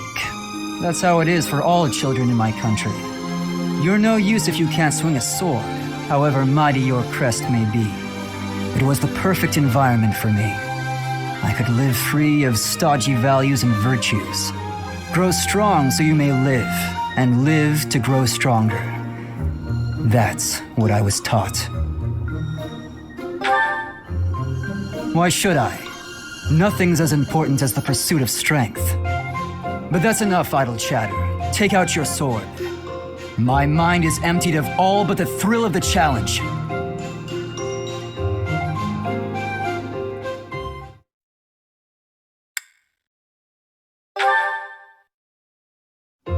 You're certainly not going easy on me. You fight like a mercenary, not a knight. You hunger for victory, pure and simple. You may not be aware of it yourself, but I see it. Indeed. Knights ought to have some hunger. I've always thought so. They depend too much on their swords. Only when they're wrested away do knights consider their hands and feet as weapons. That's not how it was for warriors of old. They weren't limited by their tools. Victory is what matters, not the method of achieving it. That's the attitude to adopt. I detect that in your style. It is plain to see.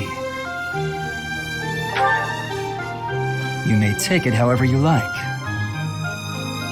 I believe the difference between us lies within that hunger. But where does it come from? From the start, I was aiming to win, yet I couldn't defeat you. Then I remembered something you said before. Indeed. I was raised to value strength above all else, whereas you had a reason, an ambition, pushing you toward that hunger. So tell me, what was the reason? Why were you driven to become so strong? That's a mercenary's answer, to be sure. So that is the source of your hunger. I suppose I must find my own.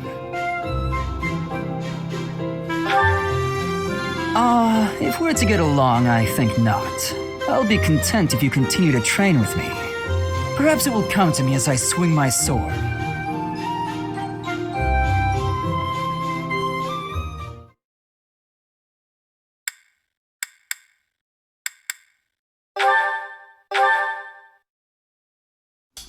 Finally, I notched a win against you.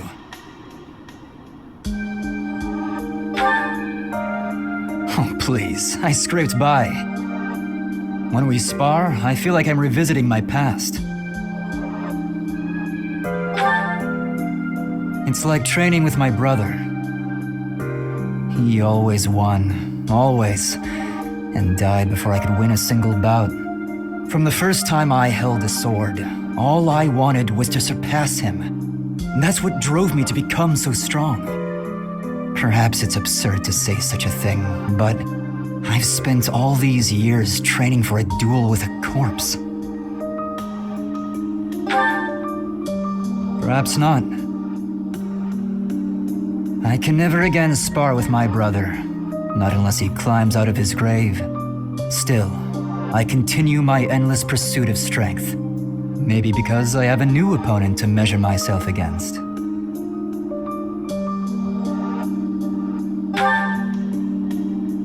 You, obviously. I beat you this time, but when we next cross swords, who knows what might happen. It was a close match, not a crushing victory. I know that I can do better. I will surpass you in strength, and then I'll become stronger still. And then, when this war is over, I won't have as many chances to swing my sword. I can hardly imagine that. Anyway, thank you for helping me find an answer to the question you asked all those years ago.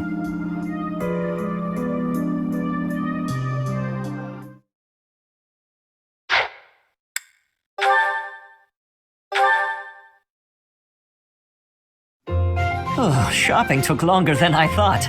It's a good thing I had your help, Professor. Looks like we've got everything we came for. Time to head back to the monastery. To tell you the truth, I wasn't sure if the money that night gave us would be enough. We managed to scrape by, though. I'm glad those shopkeepers were willing to strike a few bargains. It's one of the few things I'm really good at. I've got a lot of experience living in the city. Money was tight for me, too. At least until a kind noble adopted me into his family. come to think of it, you were originally a mercenary, weren't you? I'm sure you've traveled all over Fodlan. That must have been a pretty different life from regular folks like me. Huh, you think so? But a mercenary's whole job is fighting, isn't it? Must be a pretty tough way to live. I believe you. I can imagine. Oh! I had no idea they sold this book around here. I haven't seen this one for ages. Lugh and the Maiden of Wind. It's a well-known tale of chivalry and Fargus. Lugh is the King of Lions. This book is full of his exciting adventures. I've loved this since I was a kid. It was what got me learning to read. Give me that book! Hey, creep! Don't touch the merch! What the? Somebody catch that thief! Cut him in half like my prices! Please, calm down, ma'am. You calm down, kid. If he gets away with that valuable merch, it'll be a huge loss for me. Here, allow me to compensate you. Huh? Are you serious, kid? I mean, no objections over here, but that sounds crazy. Don't you worry. That thief will be paying me back just as soon as I catch him. Head on back to the monastery, Professor. I'll take care of everything here.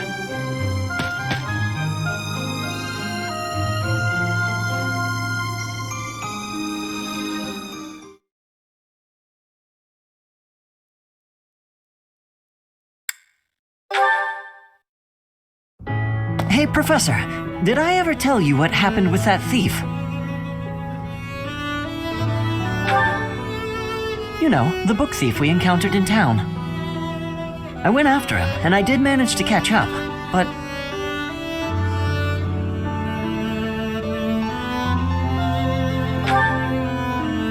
Oh no, I captured him easily. I'm pretty quick on my feet, you know. But I decided not to make him pay for the book. My pockets were pretty empty after that incident, if you want to know the truth. Well, what happened was, when I caught him, I asked him why he stole the book. He said he thought it would fetch a good price and that he really needed the money. He had a sick kid and couldn't pay for medicine. Oh, maybe you're right. But if he really did have a sick child, that would be a matter of life and death. A little money is nothing compared to that. I'd rather believe a lie than risk someone's life if I'm wrong. And to be completely honest, there was a time when I wasn't so different from him. It was a long time ago, and I've put all that behind me now. But yes, I was. My parents died of illness, so I had to provide for my little brother and sister. I did my best to earn money for them legitimately, but I wasn't able to bring home enough. So I turned to thieving.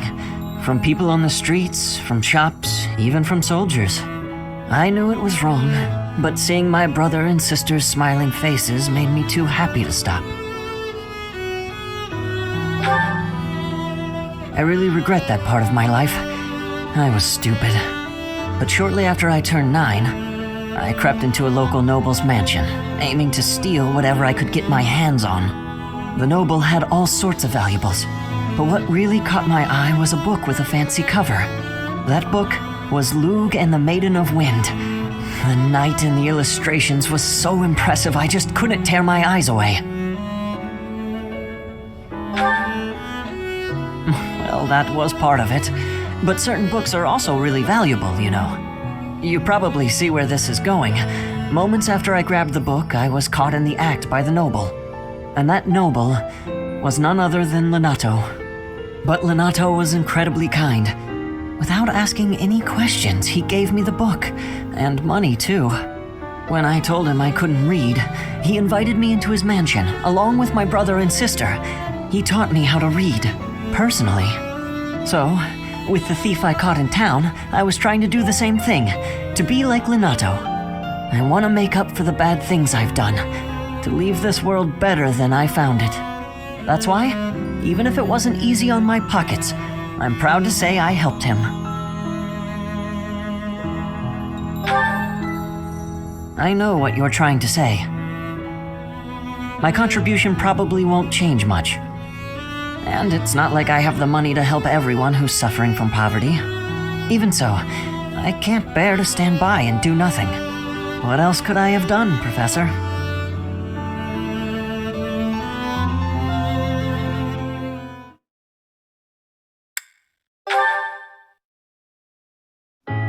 Oh, hey, Professor.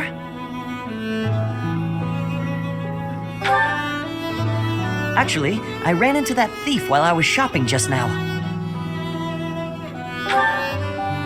Maybe you don't remember, it's been quite a while. The man who stole the book from that market stall. I saw him on the street with his kid. They were both so grateful. It's a really nice feeling.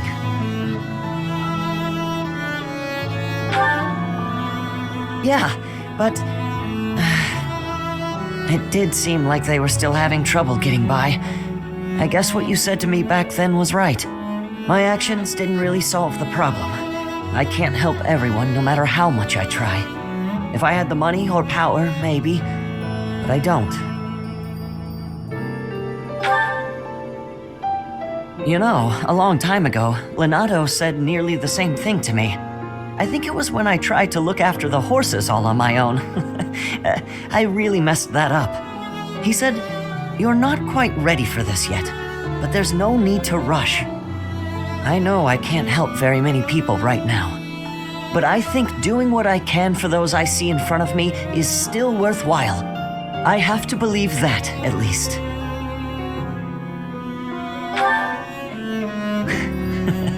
Thanks. That's reassuring to hear. What about you, Professor? Has anything been troubling you lately? I'd be happy to help, as long as it's not looking after horses. You might not want to trust me with that. Hey, don't be that way. There's gotta be something. It doesn't have to be serious. I genuinely enjoy helping people. It's a great feeling making someone smile. So if there's anything I can do for you, I want to do it, because I care about you. I do. It's probably because you remind me so much of Linhardt. So what'll it be? How can I help? Happy to, if that's what you'd like.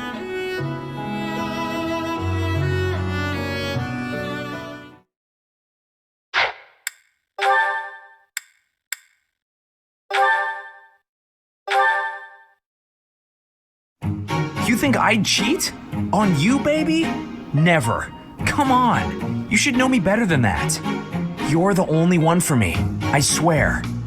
Hey, if you don't believe me, well... Oh, I get it. If I'm not your type, do you want me to introduce you to some other guys who have crests? They're all nobles, just like me. What? That isn't why I'm... You're worse than I thought. I just want you to be happy. You know, get what you're after. I hate seeing a girl cry, especially one as beautiful as you. So, you know, maybe we... So, Professor, do you enjoy spying on people? You look like you've got something to say, so say it. Hey, that was between me and her, not you. But you know how it is. Most relationships, they end in heartbreak. Anyway, I don't know why she's so upset about me dating other girls. She didn't care before she found out, so why does she care now? I really do hate seeing a girl cry. I swear it's the truth. My heart's in a million pieces right now. It's just the worst. Well, I figure the best way to mend a broken heart is to head out on the town. Why don't you join me? Who knows? Maybe you'll find love. I mean, I know I will. Calm down, it was only a joke. You've really got no sense of humor, you know that?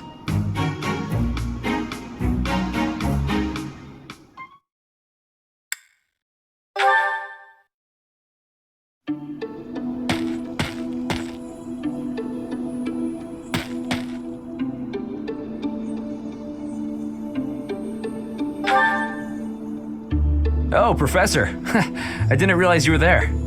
If we keep running into each other like this, people will start to talk. They'll say, Sylvain and the Professor are on the prowl. Forget it. What do you need?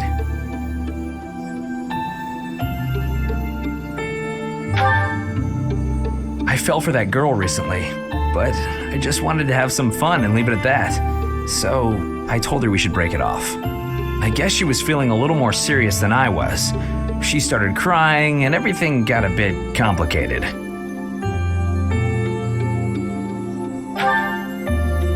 Come on, Professor. Playing around with girls is the most fun a guy can have. Besides, I don't care what you think of me. I don't intend to change how I live my life. I'm a good-for-nothing, if you haven't noticed. But I'm still a noble with a crest. That's all anyone cares about. It's best to avoid getting too serious with fools like that. It only leads to trouble. I'm gonna be forced into an arranged marriage with some random noble woman anyway. By the way, Professor, you didn't know you had a crest, did you? I see. I suppose a mercenary wouldn't be concerned with such things. Most children who are born to noble families are tested upon birth to see if they bear one. Even descendants of the 10 elites, like myself, can't be legitimate heirs without a crest. That means as children, we're only accepted if we're born with one. The heads of most noble houses keep having kids until they get one with a crest. Those children then grow up to be heads of their houses, and the vicious cycle continues. Do you get it now? To all these commoner girls, I'm just a trophy, or rather, a stud horse. See? I knew you'd get it. These girls don't love me. They love the potential rewards of loving me. If I marry a girl and she gives birth to a child with a crest, that kid might become the next head of House Gautier. For ages now, those of us with crests have been envied and desired, but never for who we are. I understand the value of my blood. Believe me, I hate how much I understand it. I know better than to dream of being free from this burden. I'm used to it by now. I used to think I didn't have the right to live freely.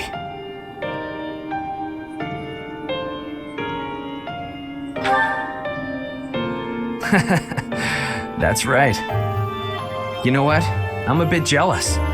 The whole time you were growing up, you never knew you had a crest. You were free.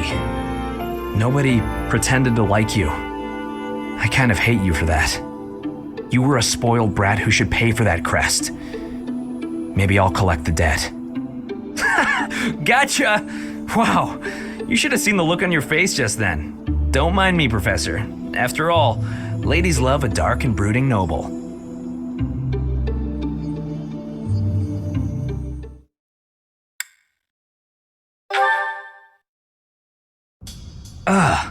That hurts. Professor, thanks for stopping by.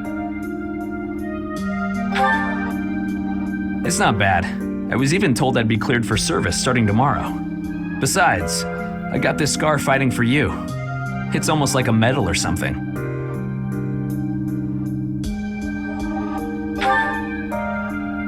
I certainly meant it when I said it, but when I thought you were going to be killed for real, my reflexes kicked in. I reacted without thinking. It doesn't mean I've stopped being jealous of you. But come on, I can't help but look up to you. If I'd had the guts to run away from home, I wonder if I would have cared as little about my crest as you do yours.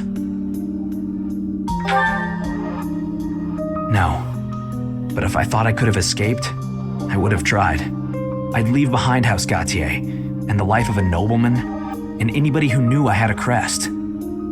Our home is to the very north of the kingdom. Just across the mountains from us is land inhabited by foreigners to Fodlan. It once belonged to Fargus, but now that the kingdom has collapsed, it's only a matter of time until fighting breaks out. Anyway, that land has been contested for centuries, and all that time, it has fallen to House Gautier to protect it.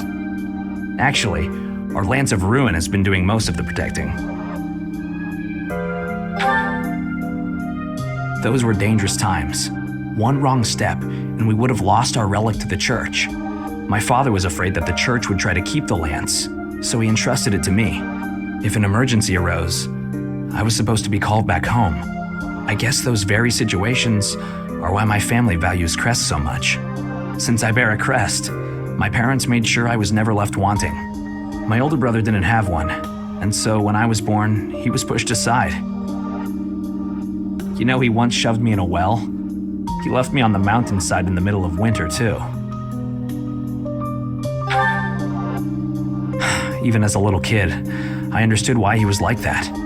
My mere existence stole everything from him. I have no right to complain when I am surrounded by people who would give anything to bear a crest, but do not. Now, women smile at me for the same reason my parents adore me, and my brother wanted me dead. And I have to meet them all with a smile and a wink, because I have a crest.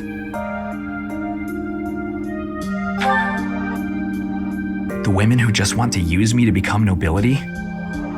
Hatred's probably the right word. Though, in the end, that's just an easy answer.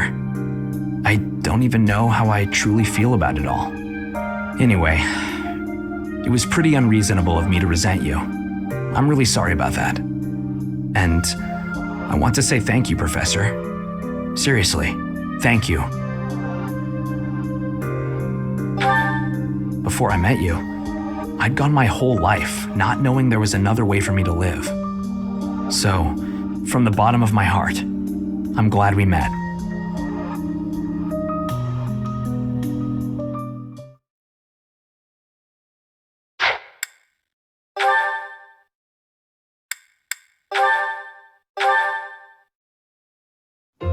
Good evening, Professor. Returning from work, I take it? I commend you for working so late into the evening. All of my days at the Academy are enriching thanks to you. Try not to overtax yourself, all right? I'm concerned for your health. We wouldn't want you to wear yourself out. The goddess won't smite you if you rely on others for help, you know. Listen here, Professor. You might not like what I'm about to say.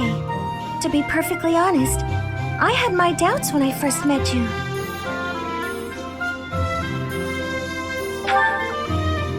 I don't want you to think less of me for saying this, but here we are. At first, I thought you seemed too young to be a professor. It is unusual, you have to admit. Yet you seemed very composed and mature despite your age. You're strong-willed, encouraging, and you go to great lengths to ensure that everyone is cared for. But it almost feels like you're trying too hard to be a perfect role model for your students. If that's how you feel, then I can't disagree.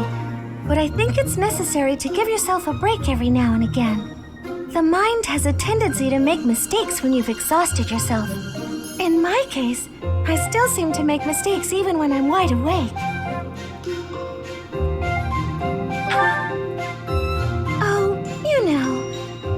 Mixing up the dates for drills or misplacing things.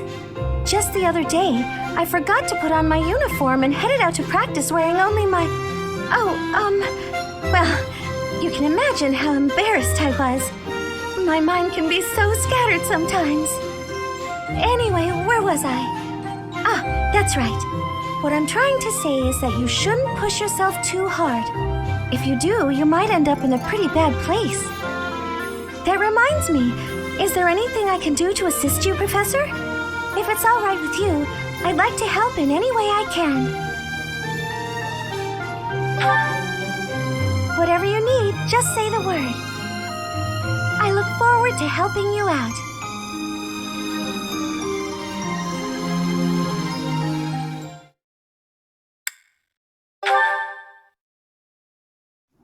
You there, youngster. Won't you listen to this old man's troubles? I was born and raised right here in this town. I spent my whole life here. My daughter lives in the Empire, and she sent me a letter to ask if I was keeping up with my daily worship. Well, hello there, Professor. Is this a friend of yours? Is that so? I was sure you two knew each other. Is there something we can do for you, good sir? Oh, what a lovely young lady. I was just telling this kind soul a story. Really? What's troubling you? Well, I was thinking of going to daily prayer, but my leg's been acting up and I can't walk properly. How terrible. That's no good at all. May I be of assistance?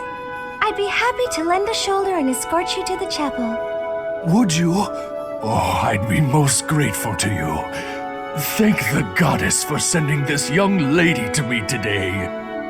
We'll need your help too, Professor. Here, sir, take my arm. Splendid work, Professor. He really seemed to appreciate our assistance. Putting a smile on someone's face always seems to brighten up the day. Is something wrong? You're giving me a strange look.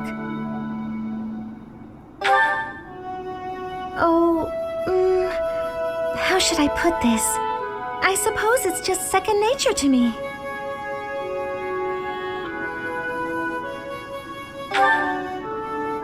It's difficult to describe, but I can usually tell when someone is worried about something. Back there, I could tell that both you and the old man were in distress. I spent a good amount of my life living in the church. Maybe that's why I'm so good at identifying these things?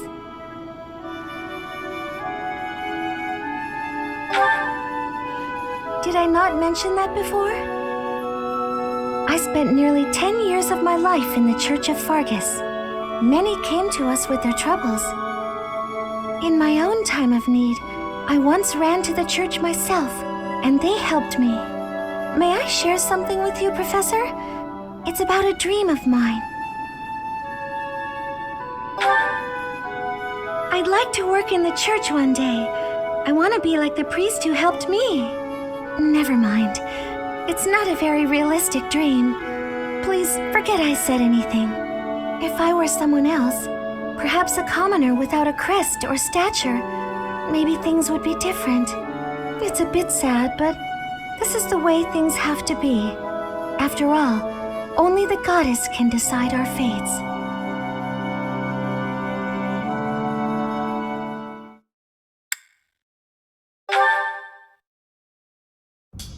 Do you have a moment, Professor? I need to speak with you. Thank you so much. This is what I wanted to address. This letter from my adoptive father just arrived. Oh, have I not mentioned him? He's the reason I first came to the Officers' Academy.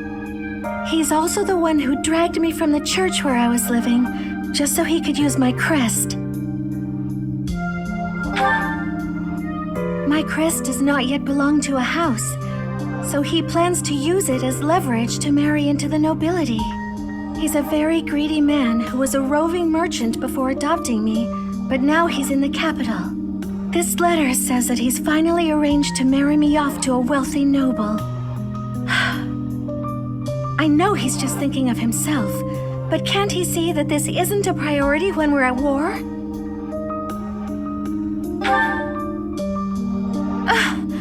I don't know what to do about this proposal.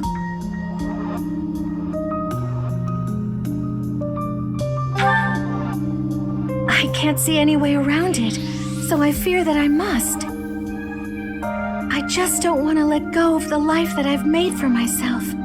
I know it's not what my heart wants, but I don't have the strength to say no. I believe I've mentioned this before, but I want to work in service of the church. Well, I suppose it doesn't necessarily have to be the church, but I want to help those in need. If I were to marry a noble, I think it would be difficult to realize that dream. It's just, I've always allowed myself to follow the whims of those above me. I convinced myself that everything in life was at the will of the goddess. I was blind to reality. I believed it was her will to both pull me from the church and guide me to the Officers' Academy.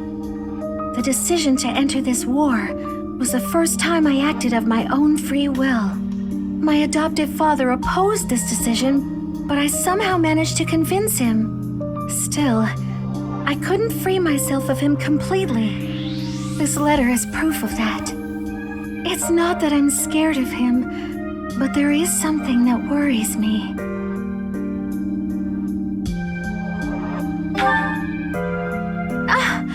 I knew you'd understand, Professor.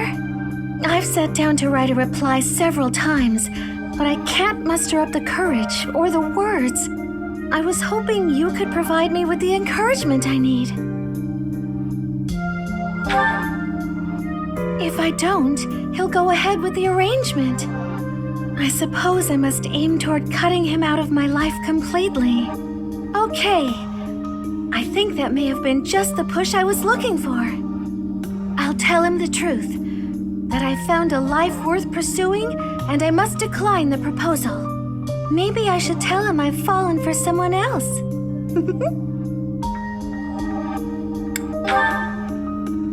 Why, it's you, Professor. Isn't that obvious?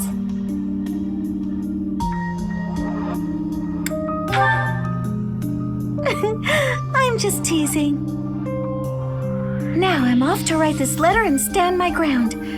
Thank you for your encouragement.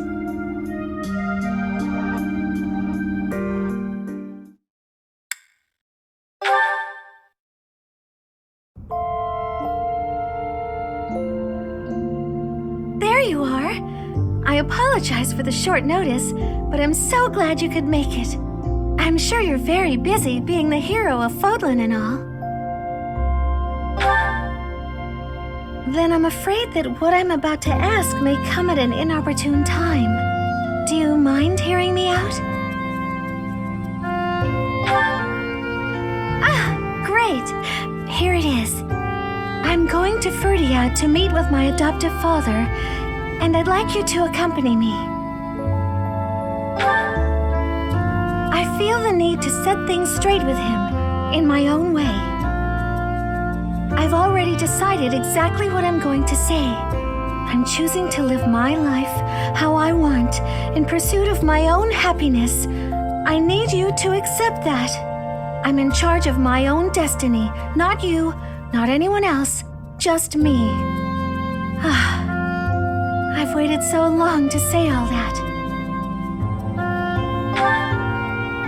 That's a very good question. Where do I start? Remember when I teased that I'd fallen for you? The truth is, that wasn't entirely in jest. I fell for you some time ago. In fact, I'd very much like to spend my life with you. Of course, that's only if you'll have me.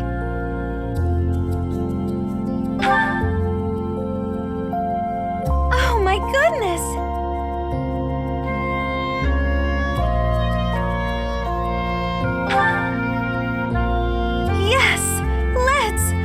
You've no idea what this means to me. This may be the happiest I've ever been. I'm so glad I could finally express my feelings. Now we can live the rest of our lives together.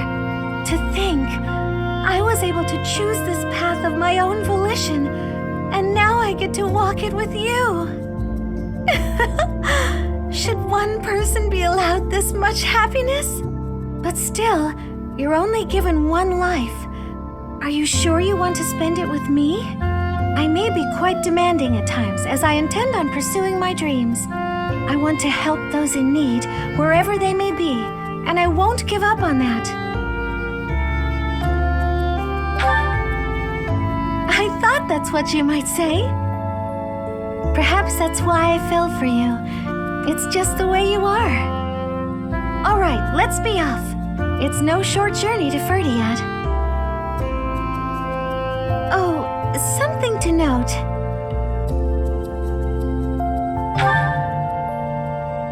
You should know that I can be quite scatterbrained and clumsy, but I will do everything in my power to help and support you too, whatever you may need. What a wonderful life we will lead together.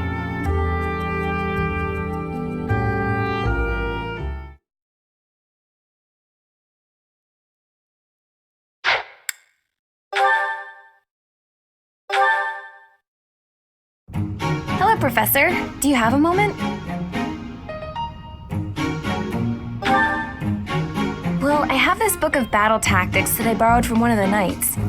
There's one part that I just don't understand. Do you think you could explain it to me? Great, thank you so much.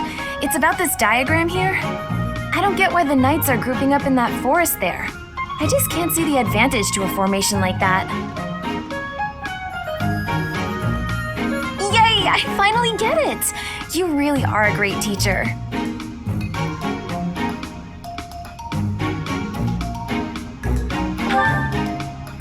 I knew asking you was the right idea.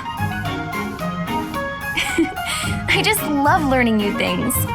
That's why I came to the Officers Academy. I want to learn magic, battle tactics, martial arts, and well, all kinds of stuff. I'm learning more now than I have in my whole entire life. Speaking of, I'd better go visit the library for some research before magic practice, which is just before sword training. That's just not possible. I always find it's more tiring to laze around doing nothing. I've never been any good at that. I have to have something to do. Like on my days off, I need to get up early and take care of the cleaning first, or I just can't relax. Know what I mean? But a day without accomplishments is completely wasted. Not to mention... Oh wait, oh no! I was supposed to be on cooking duty today! I completely forgot! Sorry, Professor, but I have to run. Thanks again for your help!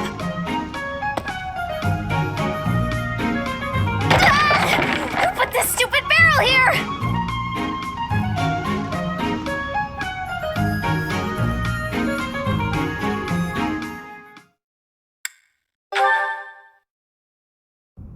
I'm so sorry, Professor. I somehow overslept and missed our training session. I didn't mean to cause you and the others so much trouble. Imagine if that had happened during one of our missions. It really is inexcusable.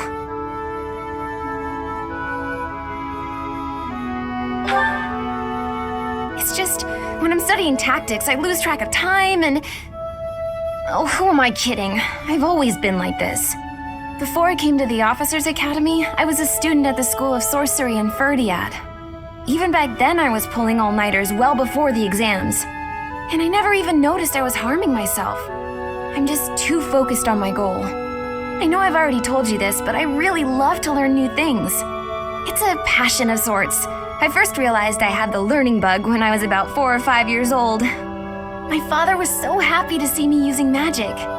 Seeing him happy made me happy too, and that made me want to work even harder.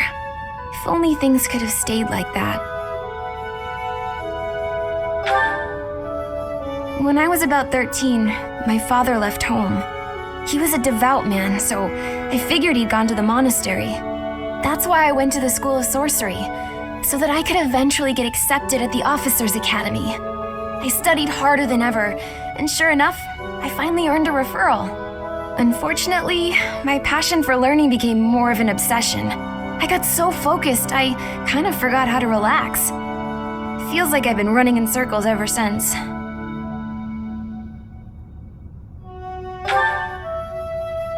That's true. Just look at today. If my hard work stops me from working hard, what good is it? Okay, it's decided. From now on, I'll try my best not to try my best. Yay! With you on my side, I'm sure I'll succeed. From now on, if you see me going overboard, just let me know. I'm a new woman after all.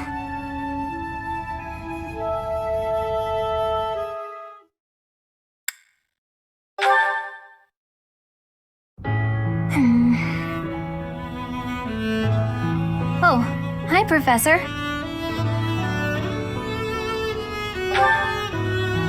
Do you remember what we talked about before? About doing my best to not do my best? Well, I've been pretty busy recently, and despite my best efforts, I've been trying way too hard. I was busy all day yesterday with training and work. I just couldn't help myself. That's why I decided to take a day off today. It's just, now that I have a day off, I don't know what to do with myself. Please, you have to help me. What should I do?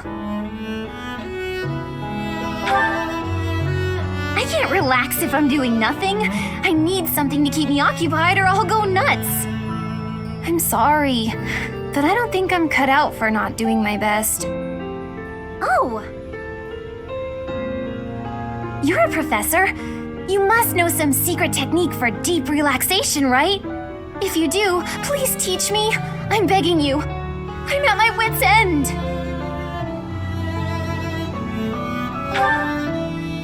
Got it. I'll try that right now.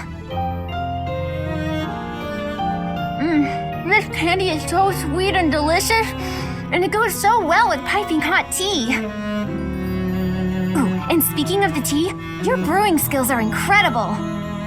I'd love to be able to make such nice tea, but... Oh, Professor, will you teach me how to brew tea like this? I'll do my best to learn, and then I'll make delicious tea for you as thanks.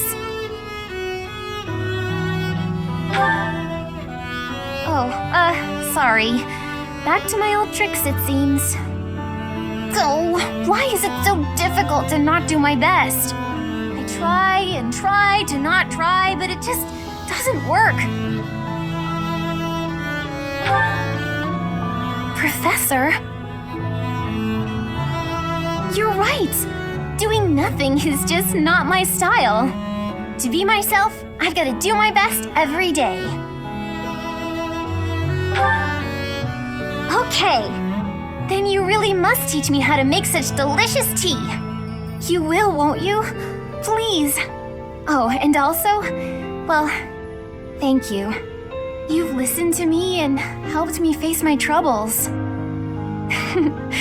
Now I feel like I can talk to you about anything. Honestly, I wish we could go on drinking tea like this forever.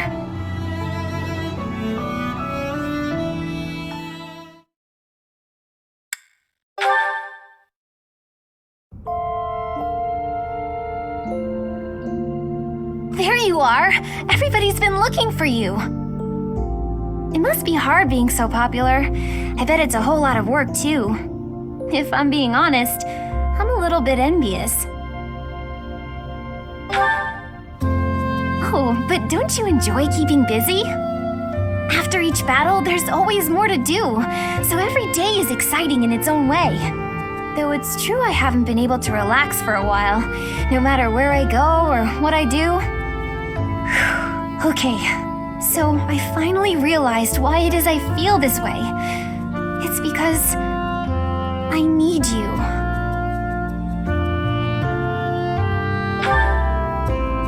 When I'm with you, I feel like I can be myself. It's not a matter of doing my best or not doing my best. What really affects my happiness is whether I'm with you or not.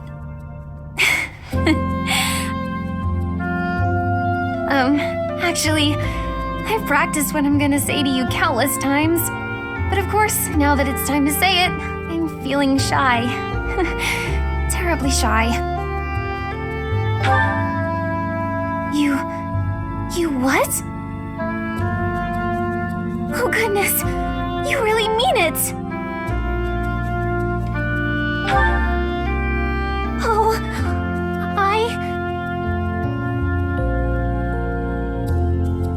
I'm sorry. Why am I crying when I'm so happy? I've been so worried about this. I was thinking about what I'd do if you said no. But then you asked me. I didn't even have to ask you. I'm just so relieved.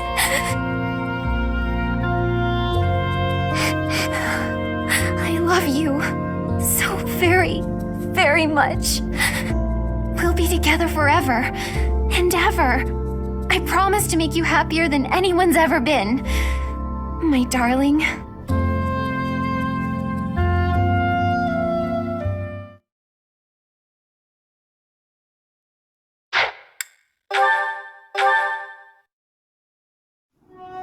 That's the third time this month. Well, that's that. Father never relents. Oh, Professor!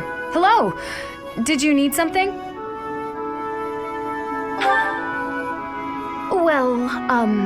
That is... I was just tossing out something I have no need of. It's important to keep our spaces clean, after all. You'd do well to remember that too, Professor. A clean space makes for a clean mind, or some such. Getting rid of things you have no need for is the first step to managing one's belongings in an economical way. While I'd love to help, I don't want people getting the wrong idea with me being alone in your room. Despite my family's nobility, we've never been particularly wealthy. So my father raised me to be conservative with my resources, paring down when necessary. He also encouraged me to keep my living spaces immaculate, so the two go hand in hand, I suppose. Yes, he's a good person. Even when managing our territory used up most of our family's resources, he still went out of his way to ensure my comfort.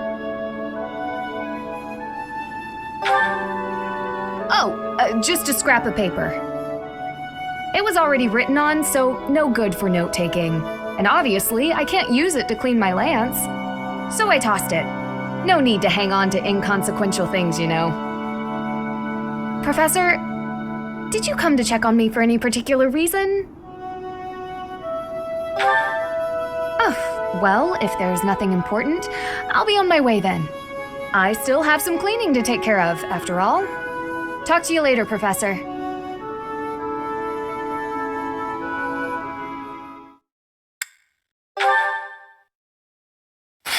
Ugh, will Father never learn? All of these useless letters are only creating more rubbish in the world. Professor? Oh, I didn't see you standing there. My apologies. Oh, that paper. Well, Yes, it was. It was a letter from my father. I understand where you're coming from here, but I have no need of such things. It isn't like anything of importance was written on it. Curious? I suppose there's no harm in allowing you to read it. Go on then. My dearest daughter, Ingrid. Are you well? I trust that you are behaving yourself and refraining from causing trouble for others. Things on the home front are in order. The marriage proposal for you and the Viscount's son should be prepared soon. Although, I am quite certain there are many superior candidates at Garrigmach Monastery. As you know, the very survival of our family is dependent upon whom you marry. You are the only one left in the family who can make things right. We are all counting on you. Do not lose sight of what truly matters.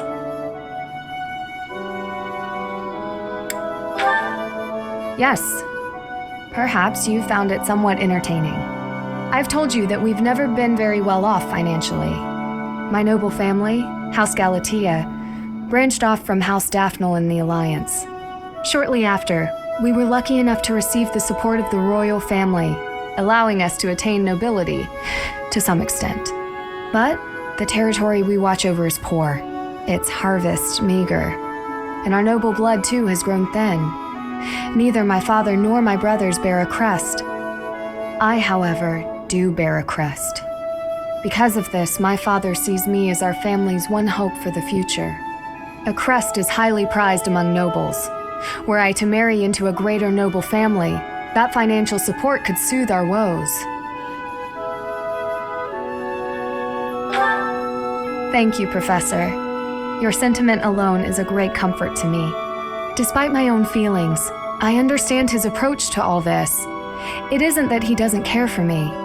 I understand it very, very well, which is why I apologize, Professor. I must be going.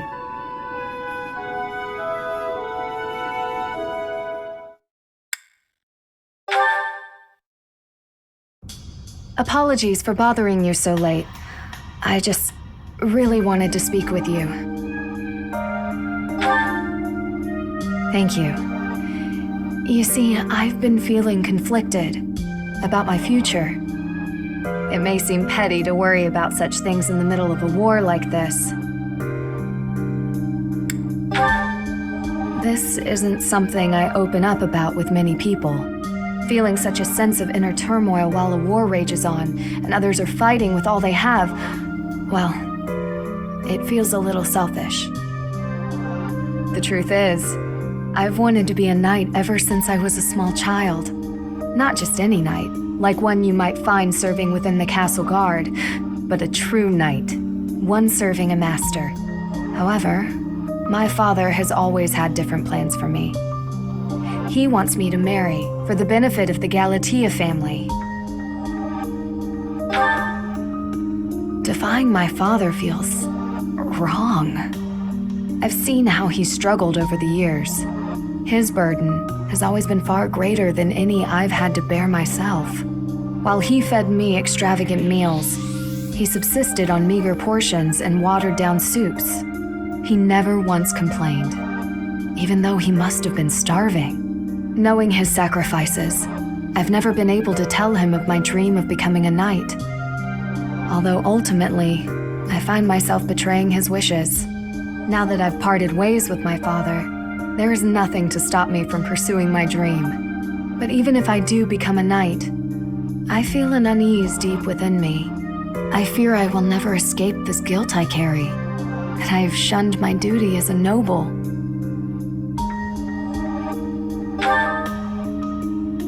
Yes, I know. All I can do is accept this inner turmoil. Even with the academy days long behind us, you're still a professor through and through. Always listening to others' troubles and offering up your wisdom. I really am grateful for all that you do for us, Professor. I hope you'll always be here as a guide to everyone. I know I myself would appreciate that deeply.